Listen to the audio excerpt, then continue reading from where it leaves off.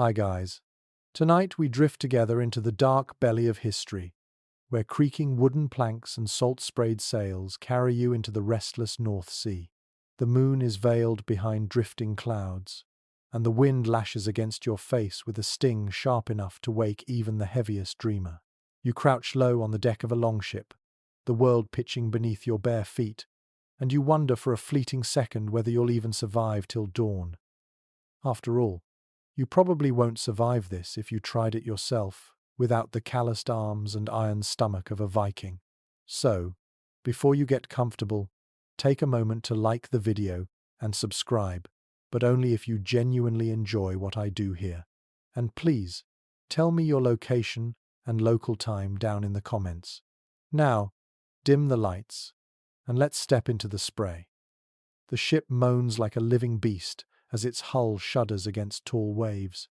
You grip a slippery rope, and the fibers bite into your palm, wet and coarse. Salt water clings to your eyelashes, and you taste brine on your lips. It isn't a pleasant mouthful, it's raw, metallic, as though the ocean itself has claimed part of your tongue. You steady your knees, feeling the flecks of wood beneath your boots, every plank fastened by iron nails that ring faintly when struck by the sea. This vessel is no fragile craft. It's built for conquest and survival. Yet you sense its fragility when a towering wave smashes broadside, rattling teeth and sending buckets tumbling across the deck.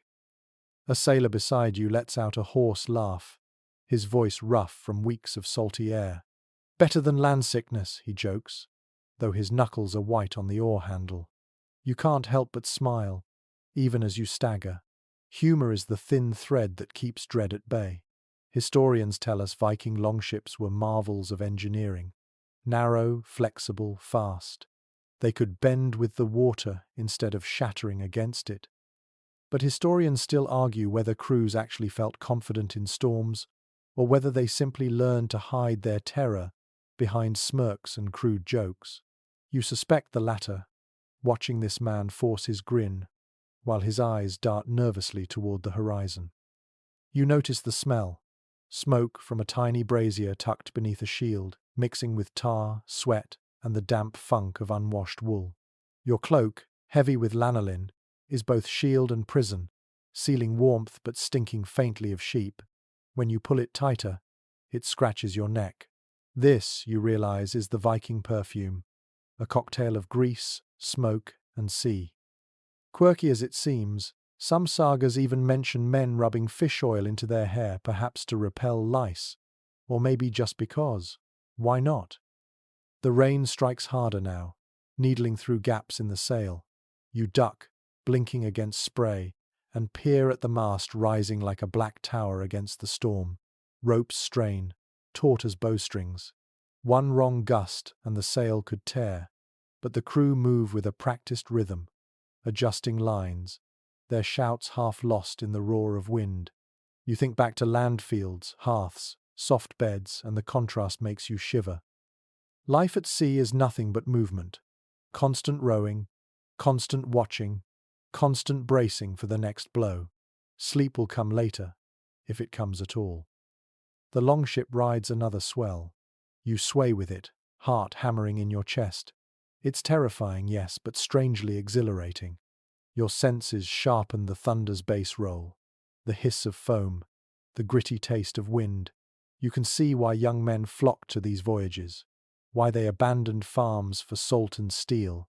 To conquer the sea is to conquer fear itself. Still, part of you wonders, was it bravery, or simply no better option? Historians still debate whether most Vikings left home willingly, seeking glory, or whether harsh Scandinavian winters forced desperate journeys across treacherous seas. Perhaps both truths live here on this deck, in the laughter of one man and the clenched jaw of another. You shift your gaze to the horizon, though the night hides it. Somewhere beyond lies England or Ireland or even the open Atlantic. The thought feels absurd, this fragile craft carrying you across entire worlds. Yet the keel hums with speed, slicing through dark water like a knife. The Vikings knew their ships were extensions of themselves, alive and capable. You steady your breath, feel the rhythm of the oars, and realize, if the sea doesn't claim you tonight, perhaps you'll even grow to love this floating wooden dragon. A gull cries in the distance, oddly out of place in the storm. It circles once, a pale flicker against lightning, then vanishes. You take it as an omen, though you don't know whether for good or ill. Superstitions at sea are as endless as the waves. Some men touch amulets of Thor, others mutter charms against drowning. You, however, cling only to rope and breath, whispering nothing but silence. And so you endure, hour after hour, the storm's tantrum gradually dulling into rhythm, like a drumbeat that no longer frightens.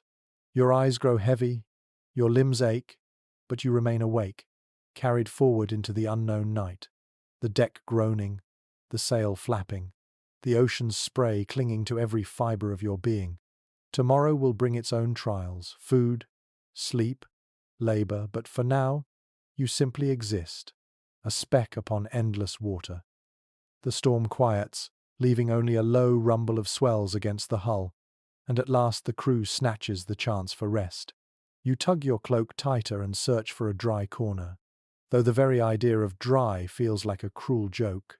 The planks beneath you are slick, the seams between them still weeping brine.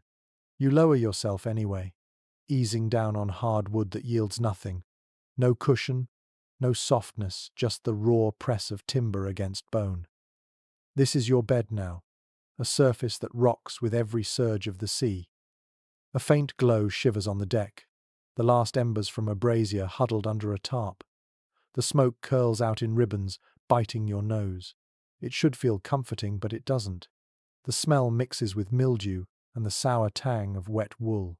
You shift onto your side, trying to fold your arm into a pillow, but the fabric clings cold against your cheek. Around you, men mutter in sleep, voices spilling into strange, half-formed words, dreams of land, of wives, of battles yet to come. You realize now how difficult real rest is here. Every creak of the hull sounds like warning. Every splash of spray pulls your eyes open. You can't stretch out fully.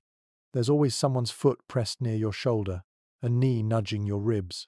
Privacy doesn't exist on this ship.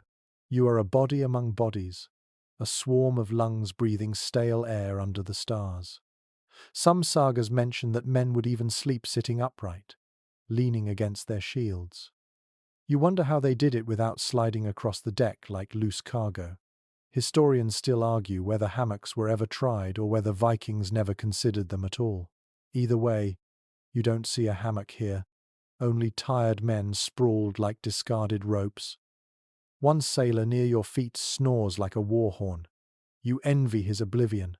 Another scratches at his beard, muttering curses toward lice that never seem to die. Quirky as it sounds, some accounts suggest they carried tiny combs specifically to hunt the vermin. But at night, when the scratching becomes a chorus, you feel trapped in an orchestra of itches, squeaks, and rattling wood. No lullaby could cover that sound.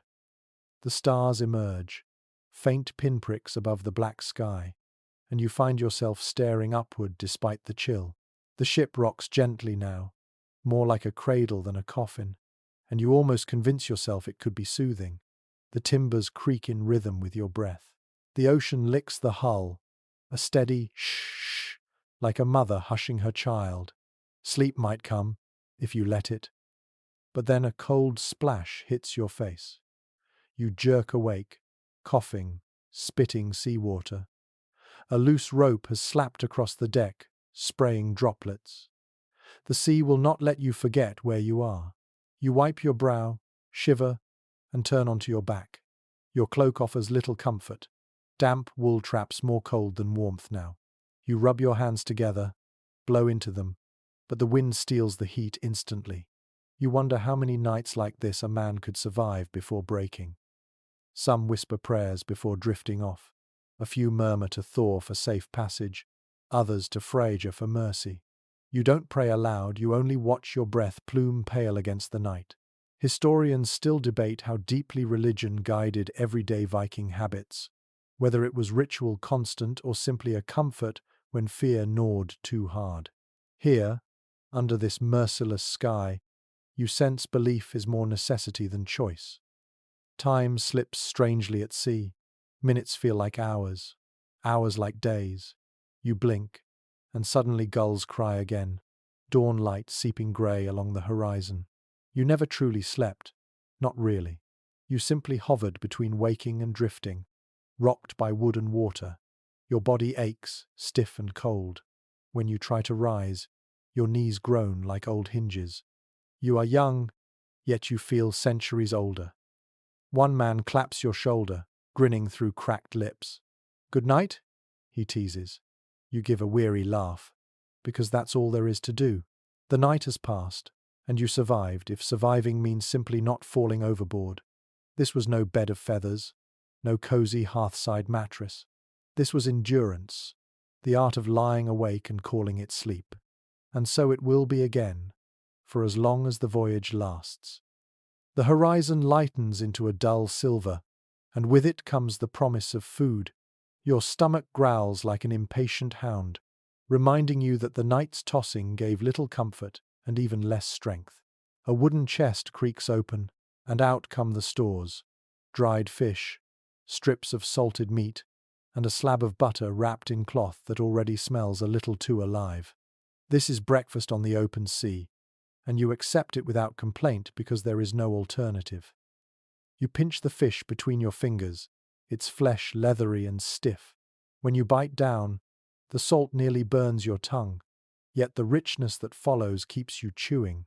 It isn't fresh, not even close, but it does the job. Surviving on voyages meant relying heavily on dried cod, herring, or even fermented shark back home in Iceland. Contemporary evidence suggests that the Vikings perfected these preservation methods to endure long weeks where hunting or gathering would be impossible. The flavors are harsh, but the nutrition is certain. Beside you, a shipmate slathers butter across his fish like it were bread. You can't help but chuckle. An odd little note is that dairy was often eaten this way, thick and raw. Even in the middle of a storm, butter, curds, and even soured milk travelled with them, carried in barrels that rolled with the ship's sway. It seems eccentric, but fat was precious fuel for muscle, and these men valued strength more than delicacy. Overhead, gulls screech and wheel in the early light, lured by the scent. Their cries are shrill, unnerving, but you welcome them anyway, they mean. Land is not impossibly far. Some sailors even toss scraps skyward, half to test the birds' hunger, half to bribe fate for calmer waters. Whether superstition or play, you can't quite tell. You chew slowly, rocking with the deck. The briny air carries the scent of fish back at you, mingling with tar and sweat until the whole ship feels like a giant pantry. Oddly enough, it sharpens your appetite rather than dulling it. Hunger makes simple food taste like feast. Still, you wonder about balance. Where is the bread?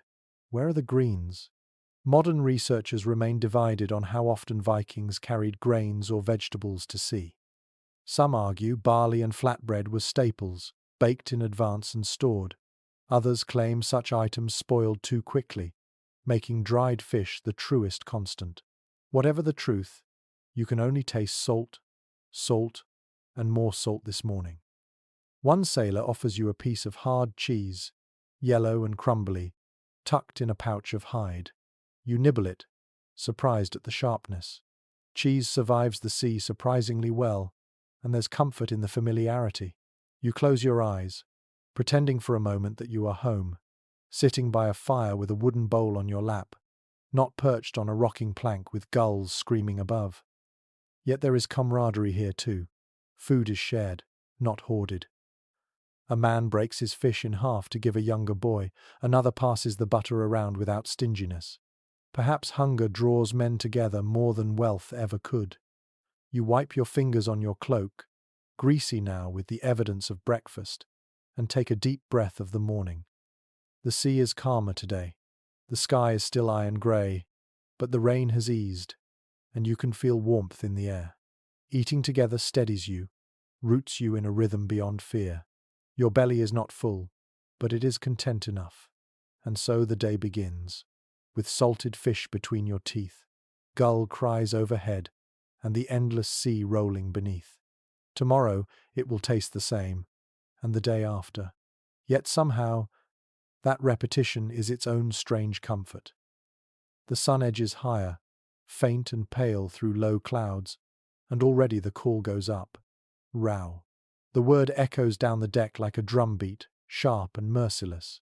You shuffle to your oar, shoulders sore from yesterday, knees stiff from the night's failed sleep, but there is no pause at sea, no indulgence in weakness.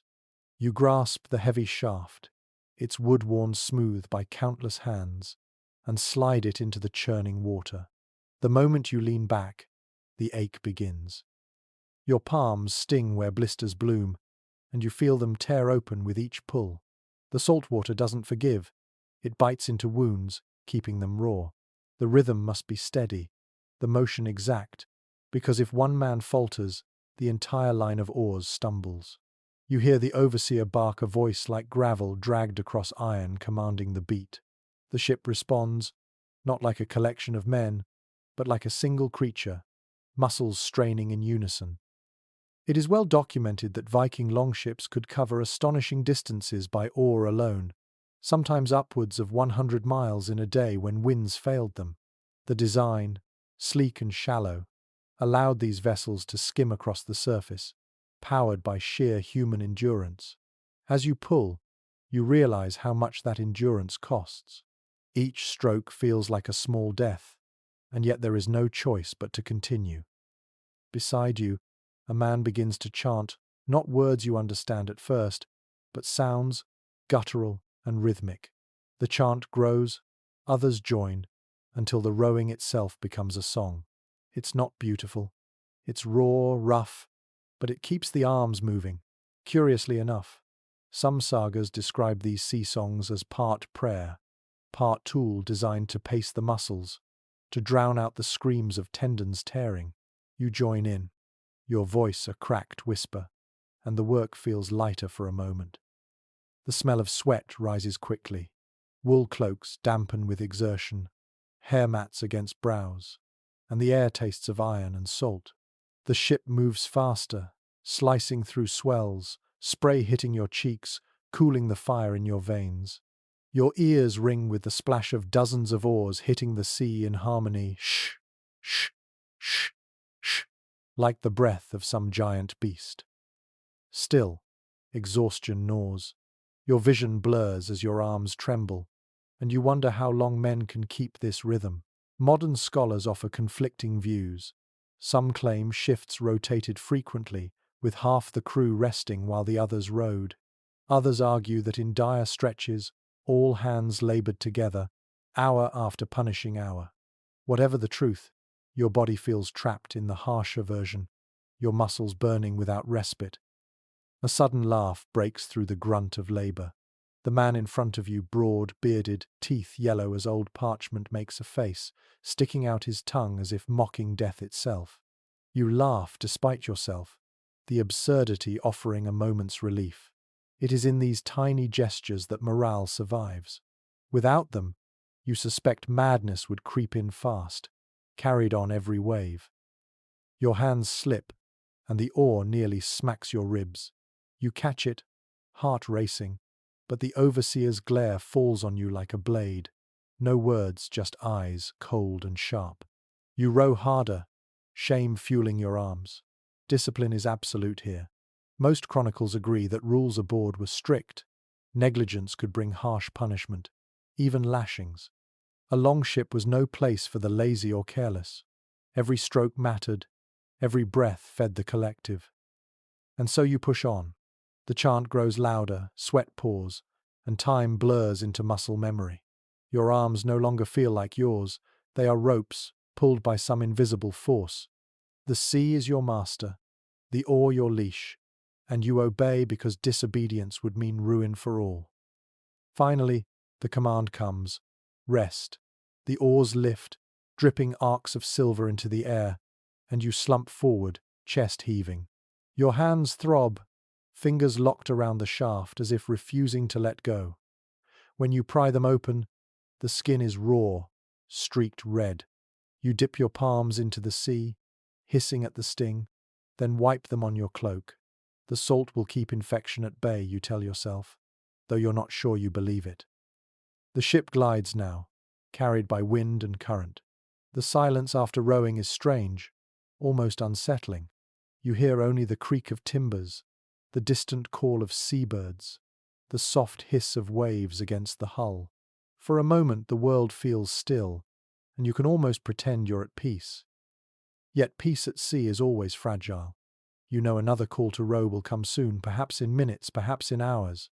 Until then, you savor this fleeting pause, stretching your aching arms, rolling your shoulders. You glance at your fellow rowers, faces gaunt, beards matted, eyes glazed with fatigue. And yet, there's pride too. They row because they must, because this is what survival demands. You breathe deep, filling your lungs with sharp, salty air.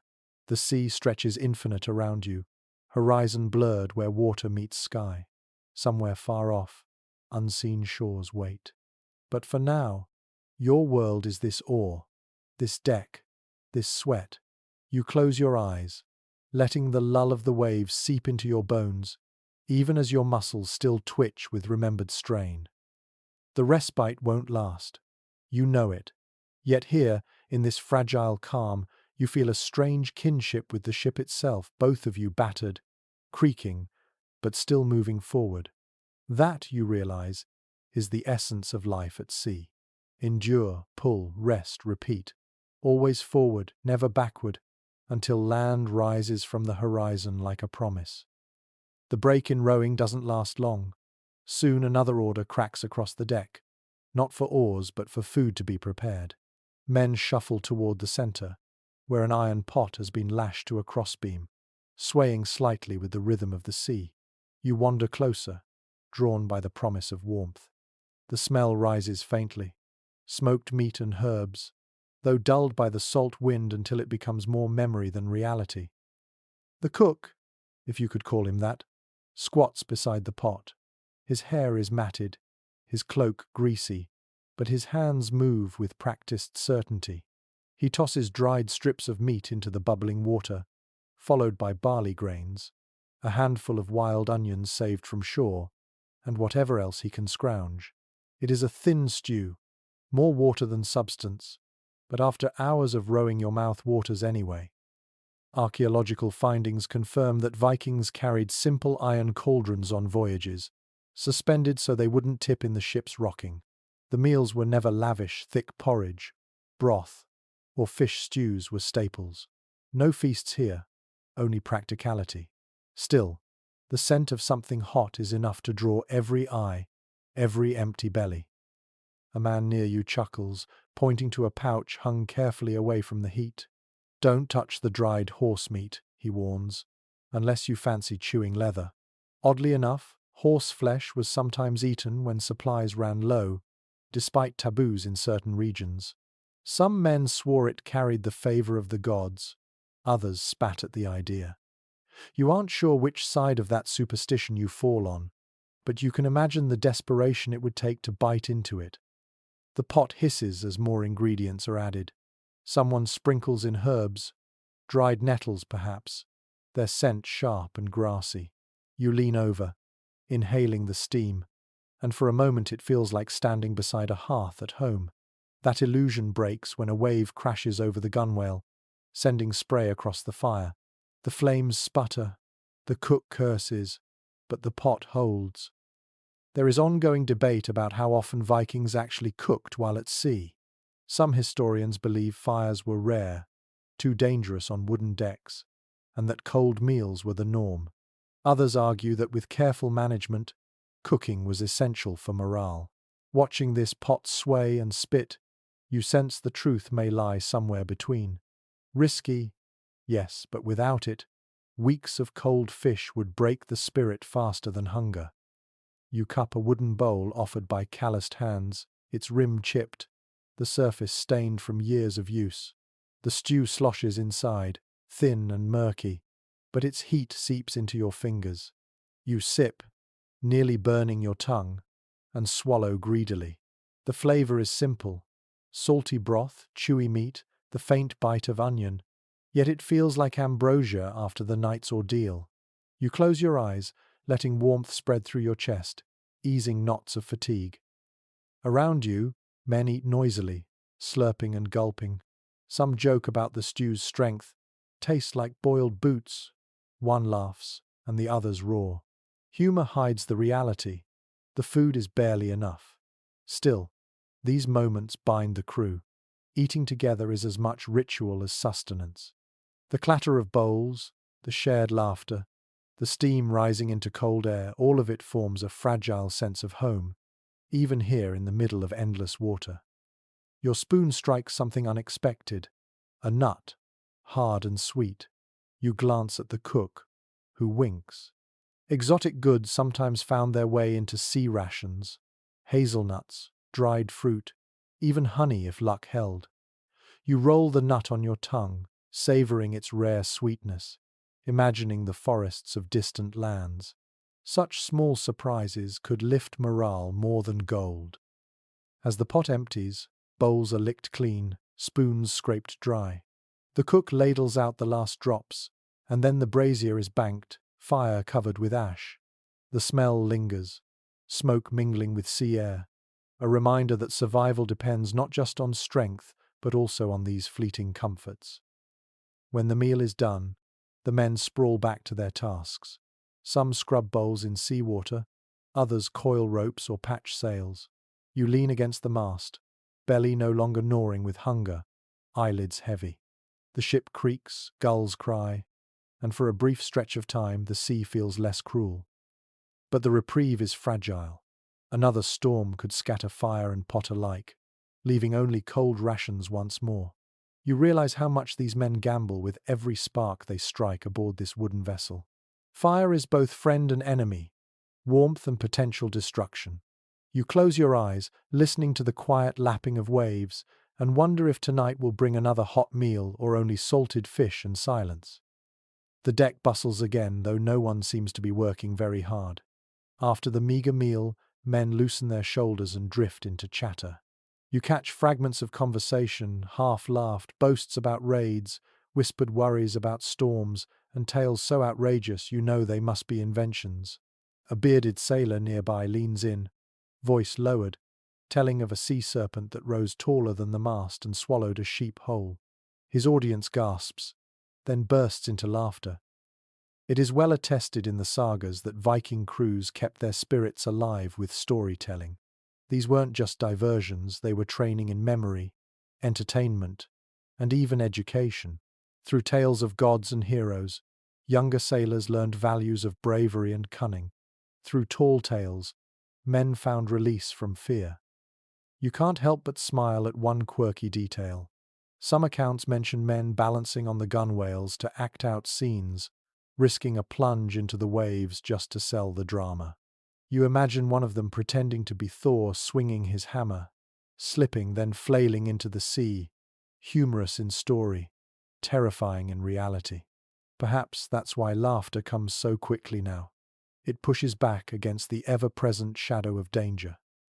A man beside you nudges your elbow, asking if you've heard the tale of Ragnar and the serpent pit.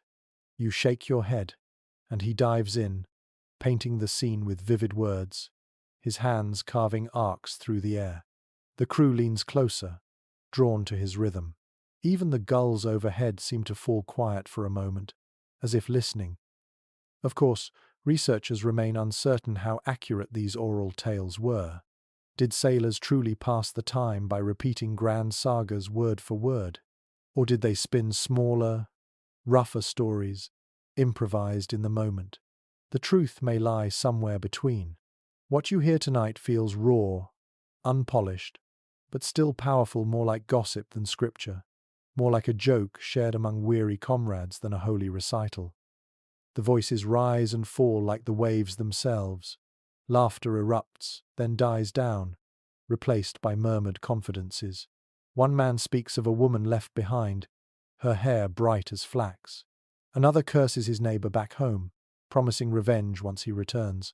Their words weave a net, holding the crew together. Each tale becomes a plank in the fragile raft of morale. And yet, beneath the laughter, you sense unease. A few men grow quiet, eyes on the horizon. One fiddles with a wooden amulet carved in the shape of a hammer. Another spits over the side, muttering words you don't catch. Even in the safety of stories, superstition lingers like a shadow. You lean back, watching the clouds drift, and the voices become softer, more like a lull. The sea stretches endless, the ship creaks in rhythm, and the chatter settles into background hum. You realize that in these small tales, half gossip, half saga, the Vikings fought not just boredom, but fear itself. For if they let silence rule, dread might creep in with it. Your eyelids grow heavy, lulled by the cadence of voices, until a sudden roar of laughter jolts you awake. Someone has just finished a bawdy joke, too crude for you to repeat. The crew howls, slapping their thighs, stamping their feet.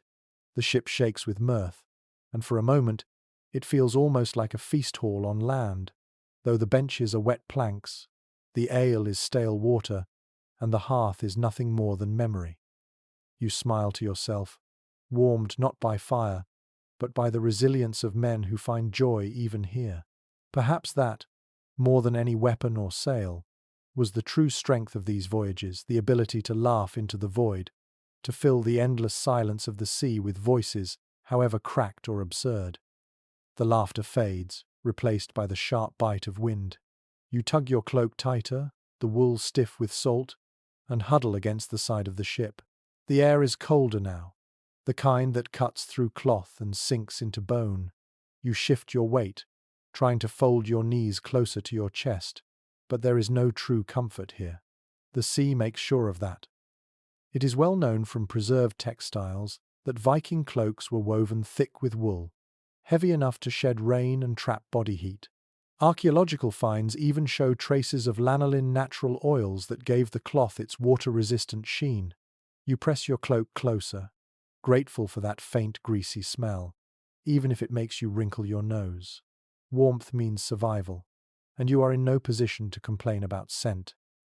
Curiously enough, some crews carried sheepskins or furs as extra layers, tossing them over shoulders or wrapping them around their feet.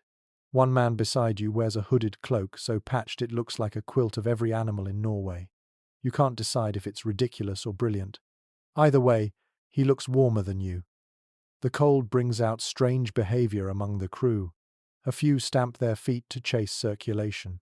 Others huddle in pairs, backs pressed together, sharing heat without shame.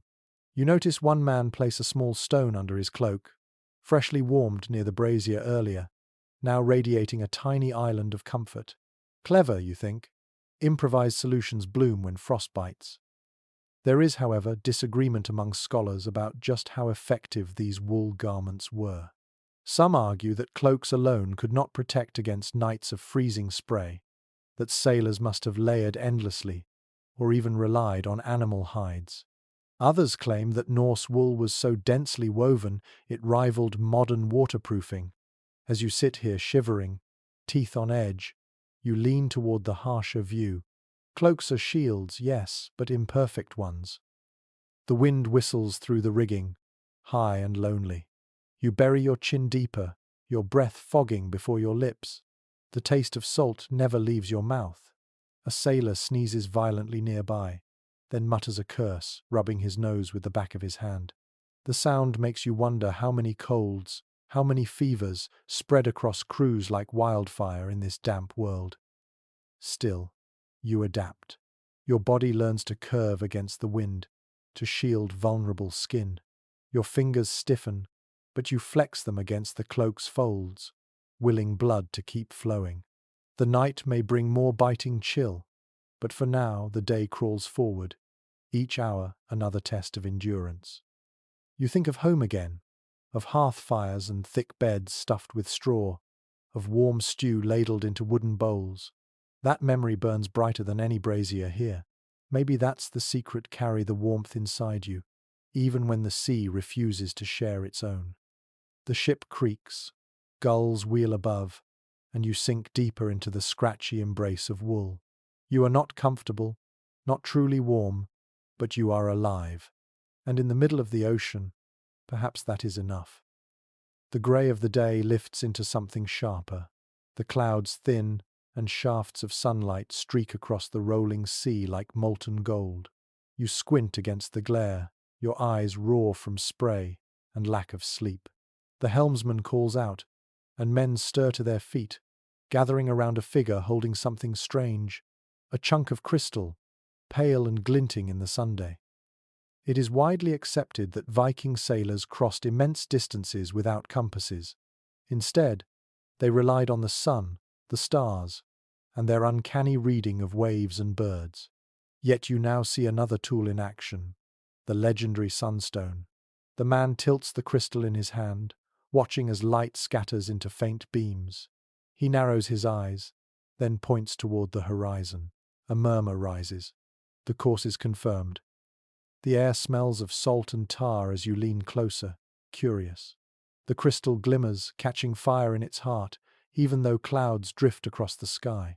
You might be surprised to know that certain minerals, like Iceland's spar, split light into twin rays, allowing sailors to find the sun's hidden position. Whether myth or science, the trick seems real enough here. The helmsman nods, his grip steady on the tiller, adjusting the ship's nose toward that invisible guide.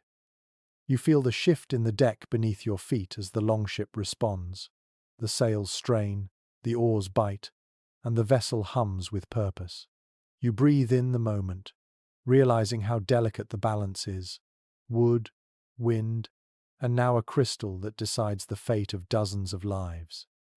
Of course, there is continuing debate in the academic world about whether sunstones were truly used in Viking times or if the sagas exaggerated their presence. Some argue the idea is poetic invention. Others cite shards of crystal found in shipwrecks as tantalizing proof. Watching the crew's reverence for this sliver of stone, you suspect truth may live somewhere between. Even if not universal, perhaps some captains trusted these glimmers of magic to steady their course. The sea itself seems to respect the ritual. Waves roll in long, gentle swells, and the ship glides more smoothly now. The men, buoyed by the sense of direction, relax slightly. A few hum soft tunes under their breath. The fear of drifting aimlessly has eased. Purpose, however fragile, restores courage. You taste the salt on your lips again, thicker now as spray leaps over the gunwale.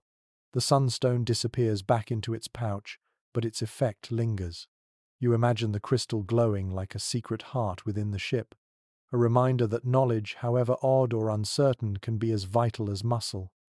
One sailor grins at you, tapping the side of his nose. "Stone nose," he mutters, as if confiding in a friend. You smile back, though a chill runs down your spine. Belief can be as powerful as truth, and perhaps, out here in the endless blue, the difference doesn't matter at all. The day lengthens. The ship cuts forward, its dragon prow breaking spray into glitter. The wind fills the sail, ropes creak, and the horizon holds steady where the helmsman points. You stand taller now, cloak whipping at your ankles, and for the first time in days, you feel not lost but guided. Somewhere beyond lies land, though unseen. Somewhere beyond lies destiny, shaped by the courage of men and the shimmer of a crystal. And as you breathe deeply of the sea air, you realize, in this world of shifting waves and uncertain skies, even the smallest shard of light can mean the difference between despair and hope. The calm does not last. The wind stiffens, the sail thrashes like a beast straining at its leash, and dark waves mount higher against the hull. Shouts ripple along the deck, commands, curses, prayers all blending into one frantic chorus. You glance up at the square sail, its seams quivering, its fabric snapping so violently you fear it will tear free. Archaeological remains and ship reconstructions confirm that Viking sails were made of heavy wool, woven tight, and smeared with animal fat or resin to resist water. Still, even the strongest cloth weakens in storm winds. You watch as men scramble to reinforce ropes, the mast creaking like an old tree ready to split. One curious note surfaces. Sagas tell of warriors stitching patches directly into sails while storms raged, balancing on slick beams, needles in their teeth. You see it happening now. Two sailors climbing up with strips of fabric, their bodies swaying with the mast as they lash patches over straining seams. Their hands move fast, more sewing than mending, as if the entire voyage depends on this thread alone. Perhaps it does. You taste rain before it falls, metallic on your lips. Then the sky opens, cold sheets pouring over you, blinding, drenching. The deck becomes a river, water streaming between planks, swirling around ankles. You cling to a rope, heart pounding, trying to steady yourself as the ship tilts dangerously to one side. Among scholars, there is disagreement over how much sail the Vikings dared to keep raised during storms. Some argue they often dropped them entirely, relying on oars to steady the ship. Others claim seasoned crews trimmed but never abandoned their sails, trusting their skill to guide them through. Watching the frantic hands above, you sense this captain belongs to the latter school, bold or reckless. You cannot yet tell. The sound is overwhelming. The roar of the wind, the snap of canvas, the groan of wood, and beneath it all the deep thunder of waves pounding the hull. Your ears ring as if inside a forge. Every sense screams that the sea is stronger, that you are nothing more than driftwood waiting to be swallowed.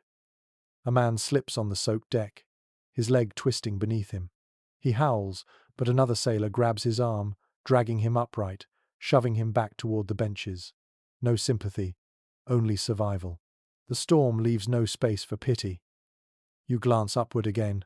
The patches hold for now. Threads bite into wet wool, strips flutter but stay. The men climb down, soaked and shaking, their faces pale with exhaustion.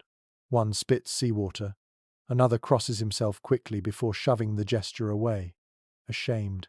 Belief flickers and falters under pressure, but habit is hard to erase. Your own cloak is plastered to your skin, heavy as stone. You shiver violently, teeth clattering, but you keep your grip on the rope. The rain lashes your face until you cannot tell what is seawater and what is sky. You blink against it, vision blurred, and pray not aloud, not to Odin, not to Christ, not to anyone in particular. You simply will the ship to hold. Then, slowly, it does. The mast bends but does not break. The sail strains but does not rip. The storm, like some cruel giant, roars its fury and then slackens. The waves still heave, but less violently. The rain thins into drizzle. The men sag where they stand, heads bowed, chests heaving. You exhale for what feels like the first time in hours. The patch sail droops, ugly with scars, but it remains, and that is enough. You realize that survival often looks less like victory and more like a scrap of cloth holding together with spit and faith. You wipe your face, push wet hair from your brow, and allow yourself a bitter smile. The storm has passed, though the memory will cling as tightly as the damp wool on your shoulders. The storm leaves behind a ship soaked to its bones and a crew weary to the marrow. Men slump on benches, chests heaving, eyes hollow. The sail hangs patched and dripping, the ropes slack like exhausted arms. You draw a breath of air heavy with wet wool, tar, and smoke, and realize something more mundane now demands attention: nature's call. It is widely understood that life at sea offered no privacy. On land, a man could slip behind a tree or squat in the field. Here, on a wooden deck cramped with bodies, there are only two choices: lean over the side or use a bucket. You watch as a sailor lugs one such vessel from beneath a bench, its wood darkened from years of unpleasant duty. He places it near the stern, out of the way of ropes and feet, and without ceremony, takes his turn. You avert your eyes, though the sound is impossible to ignore. The crew, seasoned in discomfort, barely notice.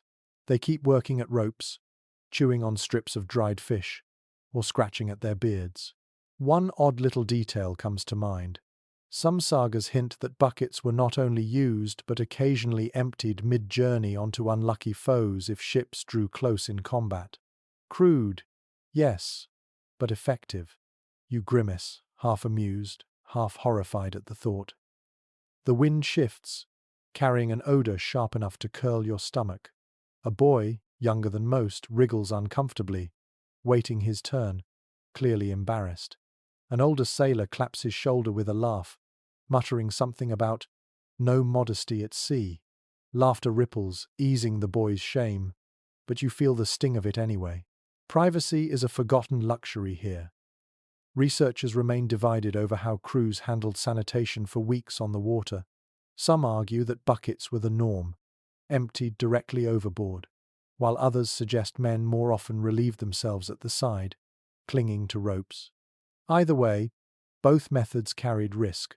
A slip meant the sea could claim you faster than any sword. You imagine icy water closing over your head and tighten your grip on the railing instinctively. Your cloak flaps against your legs as you edge toward the bow, seeking cleaner air.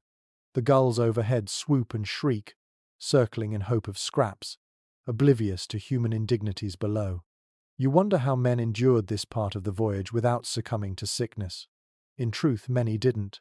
Accounts tell of stomach fevers and parasites spreading easily in close quarters. You glance at the bucket again, at hands rough with sores, and shiver with a dread deeper than storm waves. Disease, invisible and relentless, may be the greater killer at sea. A sailor tips the bucket, contents splashing into the ocean. The current swallows it instantly, washing the deck with brine. He sets it down again, ready for the next round, and life continues as though nothing unusual occurred. You shake your head in disbelief. What once felt shocking now becomes part of the rhythm. Hunger, rowing, sleeping, mending, and yes, even this. Survival strips away pretenses until only necessity remains. You sit back on the damp planks, drawing your knees up, resting your chin. The smell lingers faintly, but the wind carries most of it away. Around you, the men resume chatter, stories and boasts rising once more. You realize that humor must have been the shield here too, laughter covering embarrassment. To live pressed so close together, a crew had to learn to endure not just storms and hunger, but each other's bodies in all their unpleasant reality. And perhaps that is the truest lesson of this moment. Dignity bends easily when weighed against survival. You close your eyes, letting the ship rock you like a reluctant cradle, and accept that the sea demands more than muscle or courage. It demands surrender to the humbling truth of being human, even in the shadow of a dragon-headed prow. The storm has passed, the bucket is stowed, and the sea stretches calm again, black glass flecked with white. Darkness settles in, thick as ink, pierced only by faint starlight. You tilt your head back and stare upward. The night sky blooms with constellations, each pinprick shimmering with quiet certainty. For the first time in days, you feel a hush, a reprieve from shouting and pounding waves. It is well established that Norse sailors navigated at night by the stars. They recognized patterns the way you might recognize faces, in a crowd familiar, dependable, each one holding a direction. The North Star, steady and unblinking, becomes your anchor in the heavens. Your gaze lingers on it, feeling steadied yourself. The helmsman follows it like scripture, his hand steady on the tiller, as though the star whispers instructions no storm can erase. But curiously enough, not every star had a role. Some seafarers believed certain constellations brought luck, while others spelled doom. You overhear an older man mutter about a wolf star rising low on the horizon, a sign he insists foretells quarrels aboard. A younger sailor scoffs, spitting over the side. Yet the older one keeps glancing back, lips tight, as though daring the night to prove him wrong. Superstition floats here as easily as the ship itself. Your eyes trace shapes. A hunter with bow drawn, a great bear circling overhead. The stars glimmer cold and ancient, older than any tale whispered on this deck. You feel small beneath them, smaller even than the ship rocking under your feet. The smell of tar and damp wool fades for a moment, replaced by the crisp chill of night air, sharp in your lungs. You exhale, watching your breath vanish into the vast sky. There is an unresolved debate among historians. Did Vikings truly memorize detailed star maps? Or did they rely more on instinct patterns of waves, the flight of seabirds, the color of water? Perhaps both. As you sit here staring upward, you sense instinct would not be enough. The sea is too vast, too cruel, to trust only guesswork. Yet memory too must falter, for clouds can erase the heavens in moments. You wonder if this tension between knowledge and chance was the true art of navigation. The night grows colder. You draw your cloak closer, wool scratchy on your neck. Around you, sailors shift and murmur. Some drift toward sleep, slumped against benches, faces pale in starlight. Others remain awake, whispering quietly, voices carrying over the still water. One man hums a tune low in his throat, almost a lullaby. The sound soothes, mingling with the creak of timbers. Your own thoughts wander. The stars seem eternal, yet how many men before you have stared at them with the same hope? Farmers, shepherds, wanderers, each finding meaning in the scatter of light. And here, on a fragile wooden dragon crossing the dark sea, those lights decide life or death. You close your eyes for a moment, imagining each star as a torch held by ancestors, guiding the ship across the abyss. A gust of wind rattles the sail, snapping you back. The helmsman adjusts, eyes fixed skyward, lips moving silently as he names constellations. His voice is low, reverent, as if calling old friends. You lean on the rail, watching water shimmer with faint starlight, and feel yourself sway with the rhythm. The sea sighs, the sky glitters, and for a fleeting heartbeat, you are no longer afraid. Time stretches strangely at night. Minutes fold into hours. Hours dissolve into a blur. You fight drowsiness, but the stars hold you, steady and watchful. They whisper of direction, of destiny, of home somewhere beyond the endless dark. When at last your eyes grow heavy, you let them close, trusting that the same stars will keep watch while you drift into uneasy rest. When dawn returns, grey and cold, you wake to the scrape of wood and the sound of sloshing liquid. Men are gathering near the center of the deck, where barrels squat like fat sentries bound with iron hoops. One lid creaks open, and the smell that escapes is not entirely fresh, something between stale bread and sour apples. You realize it is time for water, though calling it fresh would be generous. Archaeological evidence and written records confirm that Vikings carried water in wooden casks, sometimes lined with pitch or tar to keep the liquid from seeping away. But water left in a barrel for weeks in shifting temperatures quickly turned foul. To combat this, sailors often mixed it with ale, a weak brew that kept safer in storage. You dip a ladle into the cloudy liquid and sip. It tastes of wood, faintly bitter, but it slides down your throat without complaint. Hydration matters more than taste. A fellow sailor beside you grins, his beard dripping as he gulps deeply. "Better than the sea," he says, then wipes his mouth with the back of his hand. You nod. It's true the ocean offers nothing but death in its brine. You might be surprised to learn that mead and ale weren't luxuries aboard but necessities. Even a weak brew carried less risk of disease than stagnant water. Some accounts suggest crews rationed their ale carefully, each man allowed a set portion daily. Others hint at moments when the drink flowed too freely, loosening tongues, sparking quarrels. Watching the barrel today, you believe both. Men drink quickly, greedily, as though fearing the ration might vanish before their turn. There remains disagreement among researchers about how much alcohol was truly consumed at sea. Some argue that watered-down ale was constant, replacing plain water almost entirely. Others claim it was reserved for shorter voyages, while longer expeditions depended more on water barrels. As you watch men tip ladles to their lips, smacking with satisfaction, you suspect the truth is simpler. Whatever lasted longest without poisoning them, they drank. The barrel empties faster than you expect. Another is rolled forward, its surface scarred by years of journeys. The thud of wood against deck echoes like a heartbeat. When the lid is pried off, a faint hiss escapes, the sour tang even stronger. You wrinkle your nose, but men line up eagerly. Desperation dulls disgust. The youngest sailor sips, then coughs violently, sputtering. The others laugh, thumping his back, teasing him for weakness. He wipes his mouth, cheeks burning, but drinks again anyway. Thirst is crueler than taste. You take your second sip more slowly, letting it settle. The liquid clings oddly on your tongue, but it eases the dryness in your throat, loosening the tight knot that had been forming in your chest. The gulls wheel overhead, shrieking. One swoops low, landing on a barrel lid, pecking curiously. A sailor swats at it, but the bird dodges and scolds loudly, as if mocking the entire crew. You chuckle despite yourself. In this floating world, even gulls seem like company. When the drinking ends, the lids are sealed again, barrels pushed back into place. The men return to tasks, coiling ropes, checking seams, sharpening blades. But the air feels different now, slightly lighter. Even foul water can restore spirits, reminding you all that survival is still possible.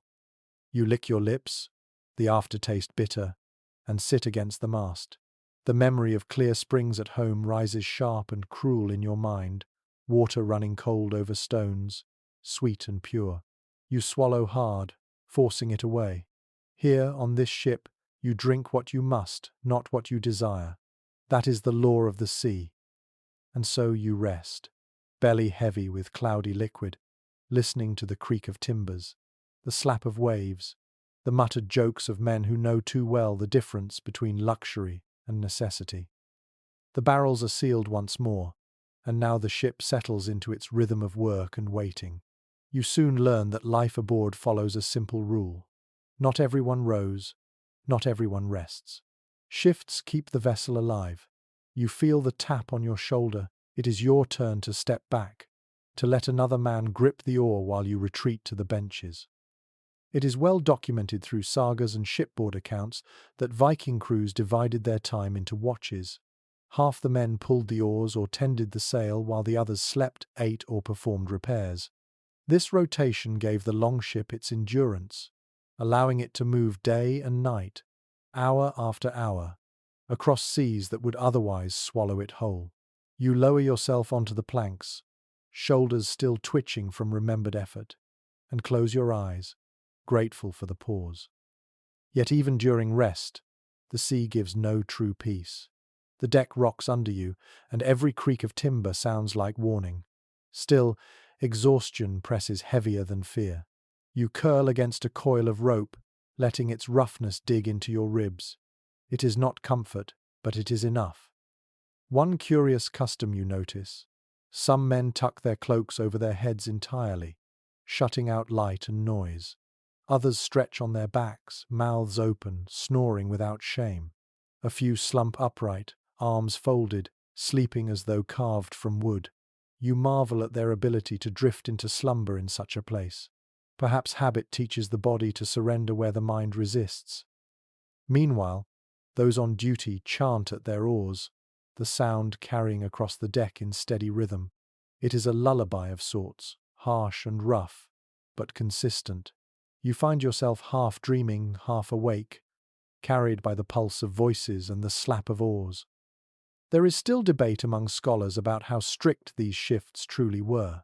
Some argue that discipline aboard was as rigid as any army, with timed rotations and harsh punishments for slackers. Others believe it was looser, shaped by necessity, men working until they dropped, then replaced by whoever still had strength.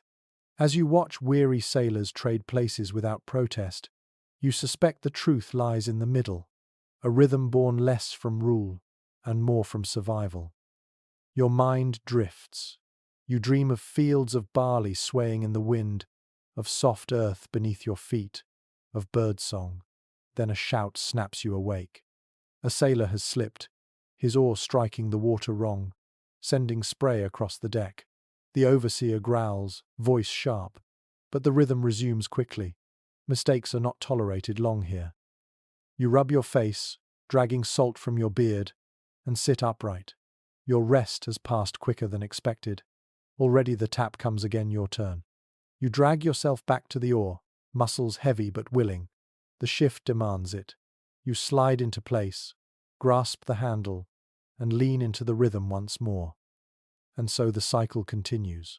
Row, rest, row, rest. Each man becomes a cog in the living machine of the ship. The hours blur, stitched together by the pulse of oars, the groan of wood, the sigh of wind. You realize now that time at sea is not measured in days or nights, but in turns your time at the oar, your time off, repeating until land finally breaks the horizon. You bite down on the thought, steadying yourself.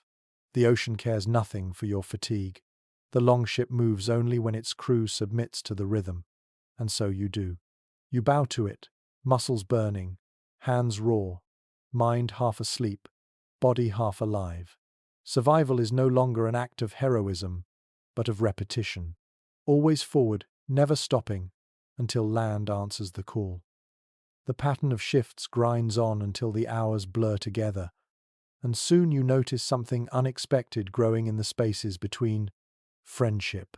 It is not born from luxury or shared pleasures, but from necessity, men depending on each other to survive, and finding kinship in the process. Most surviving chronicles agree that Viking crews forged bonds as strong as kinship, even if they were strangers when they set sail. A man who shares his fish with you, or steadies your oar when you falter, becomes closer than a cousin back on land. You feel this truth when a burly rower presses half a chunk of cheese into your hand without a word. His face is unreadable, but his gesture lingers like warmth against the cold air. Sometimes camaraderie shows itself through jokes. One curious habit emerges. Sailors create nicknames for each other, often mocking and affectionate in equal measure. The tall, lanky youth becomes Stork, while a bald man is dubbed Egghead. You chuckle when someone calls you Sleepy Eyes, though you wonder how quickly that name will cling. Laughter rolls across the deck, stronger than any storm. Of course, scholars remain uncertain about how harmonious these crews truly were. Some argue that bonds were fragile, strained by hunger, cold, and danger. Others believe the brotherhood of the sea was near sacred, an unbreakable trust. Watching men tease, share, and even sing together, you sense both are true. Tempers flare, but laughter returns quickly. Hardship is the forge, friendship, the steel it leaves behind. You listen to a group swapping stories, their words weaving into each other until it is impossible to tell where one tale ends and another begins. One boasts of killing a bear with bare hands. Another claims he once wrestled a Dane twice his size and won. You laugh with them, not because you believe the stories, but because belief is unnecessary. These tales are gifts, and gifts are treasured at sea. As the sun dips low, painting the horizon in bruised purples, voices soften. One sailor hums an old tune, the kind sung in farm fields back home. Others join, their voices rough but steady. The song has no refrain, only verses that wander like the sea itself. You feel your chest tighten, not from cold, but from something deeper, nostalgia for homes you've never seen, for lives you've never lived. The song belongs to all, yet each man sings it differently, shaped by his own longing. The smell of tar and smoke clings to the air as the singing fades. You glance around and see men leaning against one another, some half asleep, some simply resting. Their shoulders touch, their cloaks overlap, their breaths mingle. It is not graceful, but it is intimate, a quiet act of trust. You reflect on how strange this is. Days ago, you were strangers packed onto a vessel of wood and wool, uncertain of survival. Now, you are bound by invisible threads stronger than rope. In this harsh place, bonds form quickly, or not at all. Those who remain distant risk more than loneliness, they risk weakness. The sea groans beneath the hull, steady, endless. You lean your head back, close your eyes, and let the murmurs of your shipmates wash over you. They talk of wives, of children, of farms waiting for spring ploughing. You catch fragments of longing in their voices, softened by laughter, and you realize it is not the food, not the sail, not even the oars that carry this ship.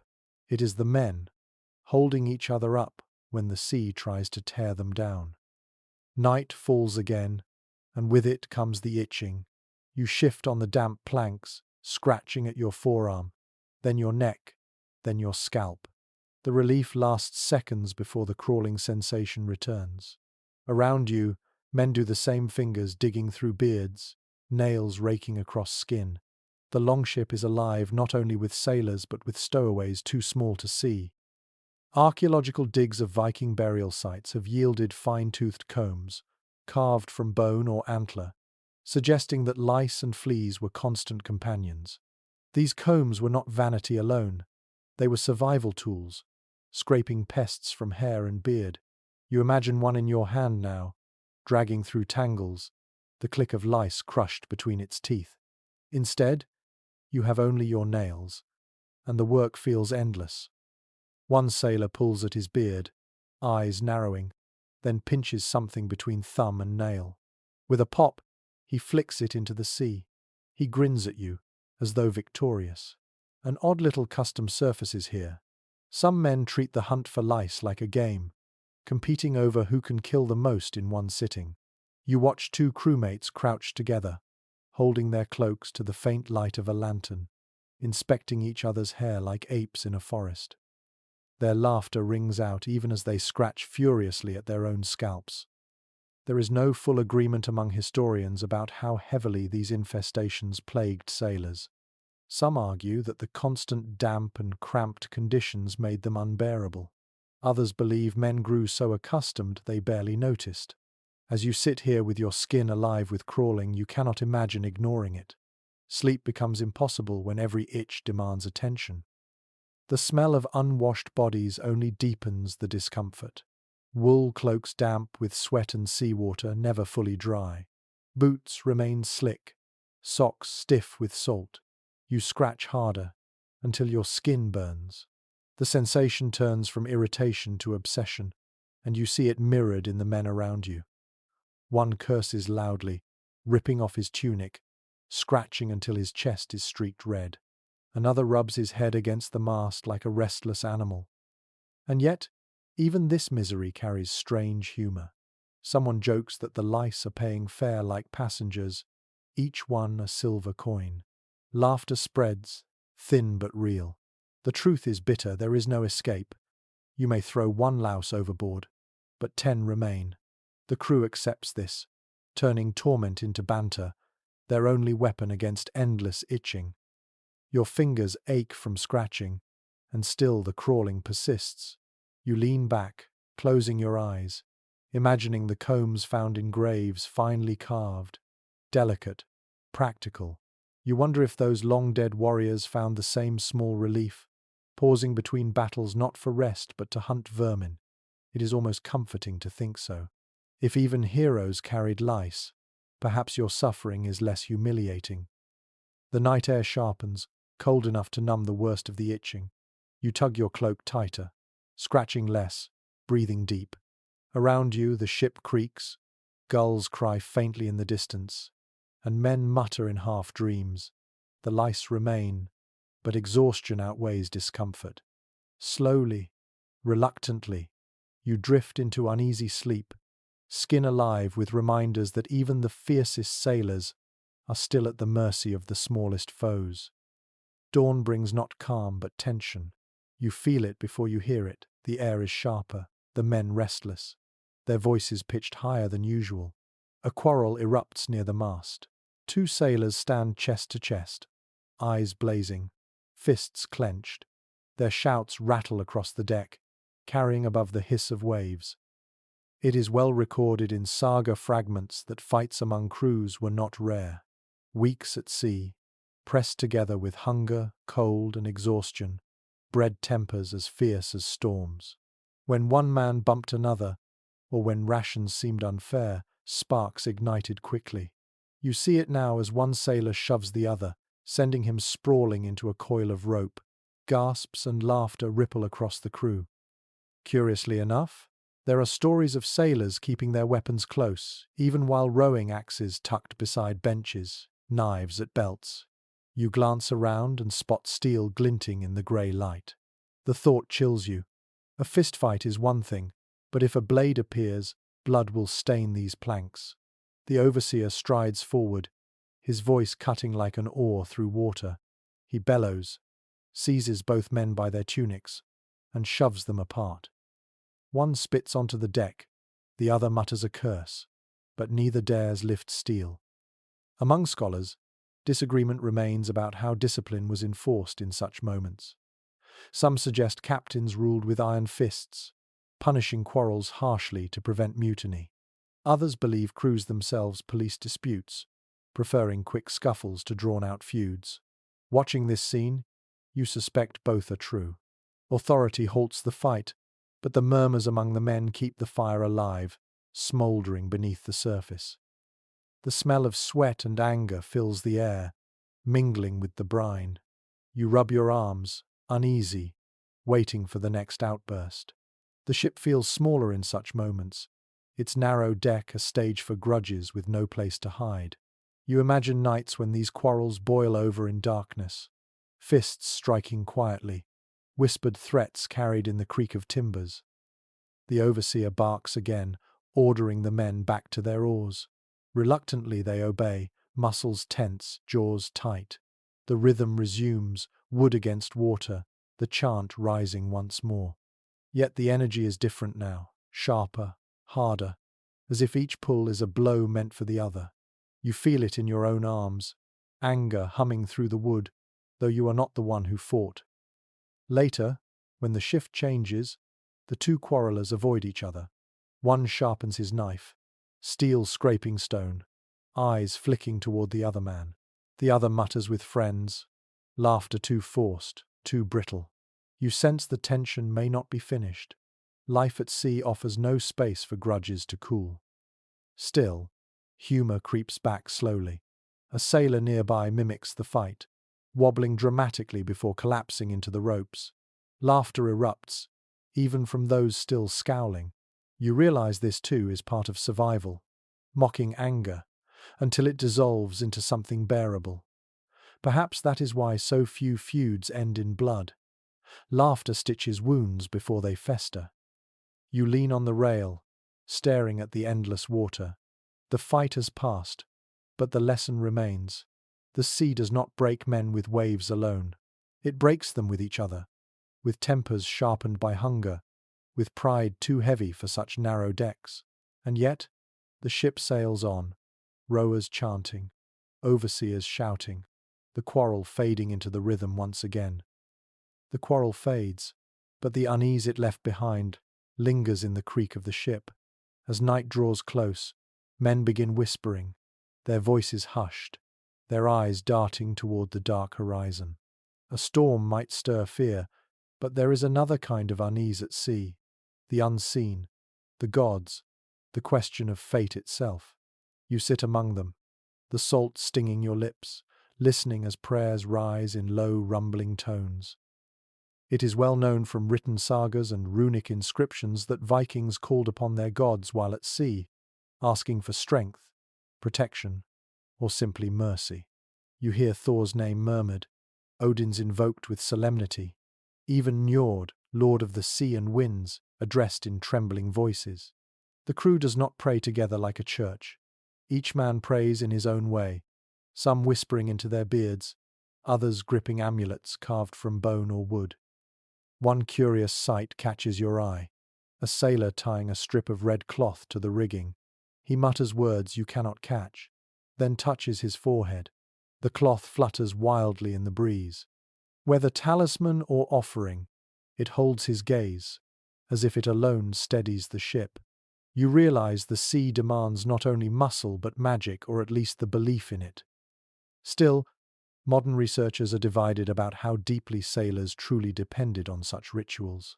Some argue the sagas exaggerated, that real men focused on rope and oar, not charms and chants. Others insist these practices were daily companions, woven into every voyage. Watching the men tonight, you sense the truth lies in lived habit. When storms threaten or silence grows too deep, prayers rise as naturally as breath. The sky looms heavy with clouds, blotting out stars. The ship feels small, its dragon prow thrusting into nothingness. You clutch your cloak tighter, your body trembling less from cold than from the weight of unseen eyes. Does Odin watch now, one-eyed and stern, judging whether you are worthy to survive?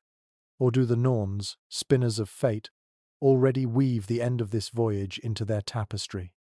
The men's voices swell, then taper off. Silence returns, broken only by the moan of the mast and the slap of water against hull. You feel the hush press against your ears, thick and unsettling. It is as though the ocean listens, weighing each prayer, deciding whether to grant favor or demand sacrifice. One man kneels at the bow, pressing his forehead against the dragon's carved head. His lips move quickly, urgently. Another tosses a splinter of wood into the sea, a gift to whatever spirits lurk below. You watch it bob once, then vanish in the swell. Your chest tightens. Would such a gift appease or insult? The answer feels forever beyond reach. You breathe deep, the air damp with brine and smoke, and whisper your own words, not to Odin, not to Thor, not even to Christ, simply to the sea itself, asking it to bear you onward without malice. Perhaps that is enough. Perhaps the sea is God enough on its own. The clouds shift slightly, a thin crack of starlight glimmering through. A sigh of relief ripples along the crew. Men settle, their shoulders dropping, their mutters fading into snores. You lie back against the planks, staring at that single star until your eyes blur. It feels like an answer, though you cannot say from whom. The star you watch through the clouds fades with dawn, but something else catches your eye. Along the ropes and beams, you notice tiny carvings, symbols etched into wood, bits of bone tied with twine, feathers dangling from knots. At first you think them scraps of repair, but then you realize they are deliberate. The ship itself is wrapped in charms. It is broadly accepted among historians that Viking crews carried talismans at sea, tokens meant to guard against storms or misfortune. Some were amulets of Thor's hammer, Mjolnir, others runes carved into oars or mast. You run your fingers over one carving, a spiral shape, shallow but clear. The wood feels smoother where countless hands have touched it in passing, as though belief has polished it more than weather. An odd little practice you see repeated is the way sailors spit over the side after touching these charms. One man does it solemnly, eyes closed, another with a grin, tossing his saliva into the waves, as if mocking the ocean itself. Superstition takes many forms, but all share one root: the need to feel in control. The air smells different today, fresher, carrying hints of pine from some unseen shore perhaps. A sailor beside you mutters that it's a sign the gods are pleased, that the voyage will be safe. Yet another shakes his head, whispering that too much calm means a storm is gathering. Among scholars, there's lively debate about whether sailors truly believed these omens, or whether they used them simply as conversation, a way to pass endless hours. Looking at these men's faces, the mix of hope and dread, you suspect belief was real, but not always uniform. Each man carried his own truths like talismans tucked into his tunic. One of the more eccentric objects you notice is a bird skull tied to the end of a rope, its beak pointing outward like a sentinel. The man who placed it there strokes it often, murmuring under his breath. Perhaps he believes it wards off sea serpents, or perhaps it's simply the memory of a hunt back home. You smile faintly. On land, such an object might seem grotesque. Out here, it is comfort. The morning brightens. Light shimmers on water. The sail bellies with a steady wind, and the ship hums forward. Still, men pause as they pass these charms, touching, muttering, nodding. It becomes a ritual stitched into their work, seamless as breathing. You realize how essential these small acts are. They turn fear into routine, randomness into meaning. The dragon prow itself looms ahead, carved fierce and proud. Some claim such figures were meant to frighten away spirits of the deep. Others argue they were for show, intimidation for those waiting on distant shores. You tilt your head, tracing the sharp snarl of the dragon's jaw, and wonder which it island, maybe both. Maybe no one truly knew. but carving the beast gave sailors the sense they were never alone. The wind strengthens, and the ship cuts faster. Men grin, the mood lighter, voices louder. The charms dangle and sway, catching sunlight, casting tiny shadows across the deck. For a fleeting moment, it feels as though every carving, every feather, every scrap of bone does its work. The sea seems tamer, the horizon friendlier. And then, a gull swoops low, pecking at one dangling talisman, tearing it free before vanishing into the sky. The man who owned it curses loudly, face pale. He rushes to the rail, staring after the bird. The crew falls silent.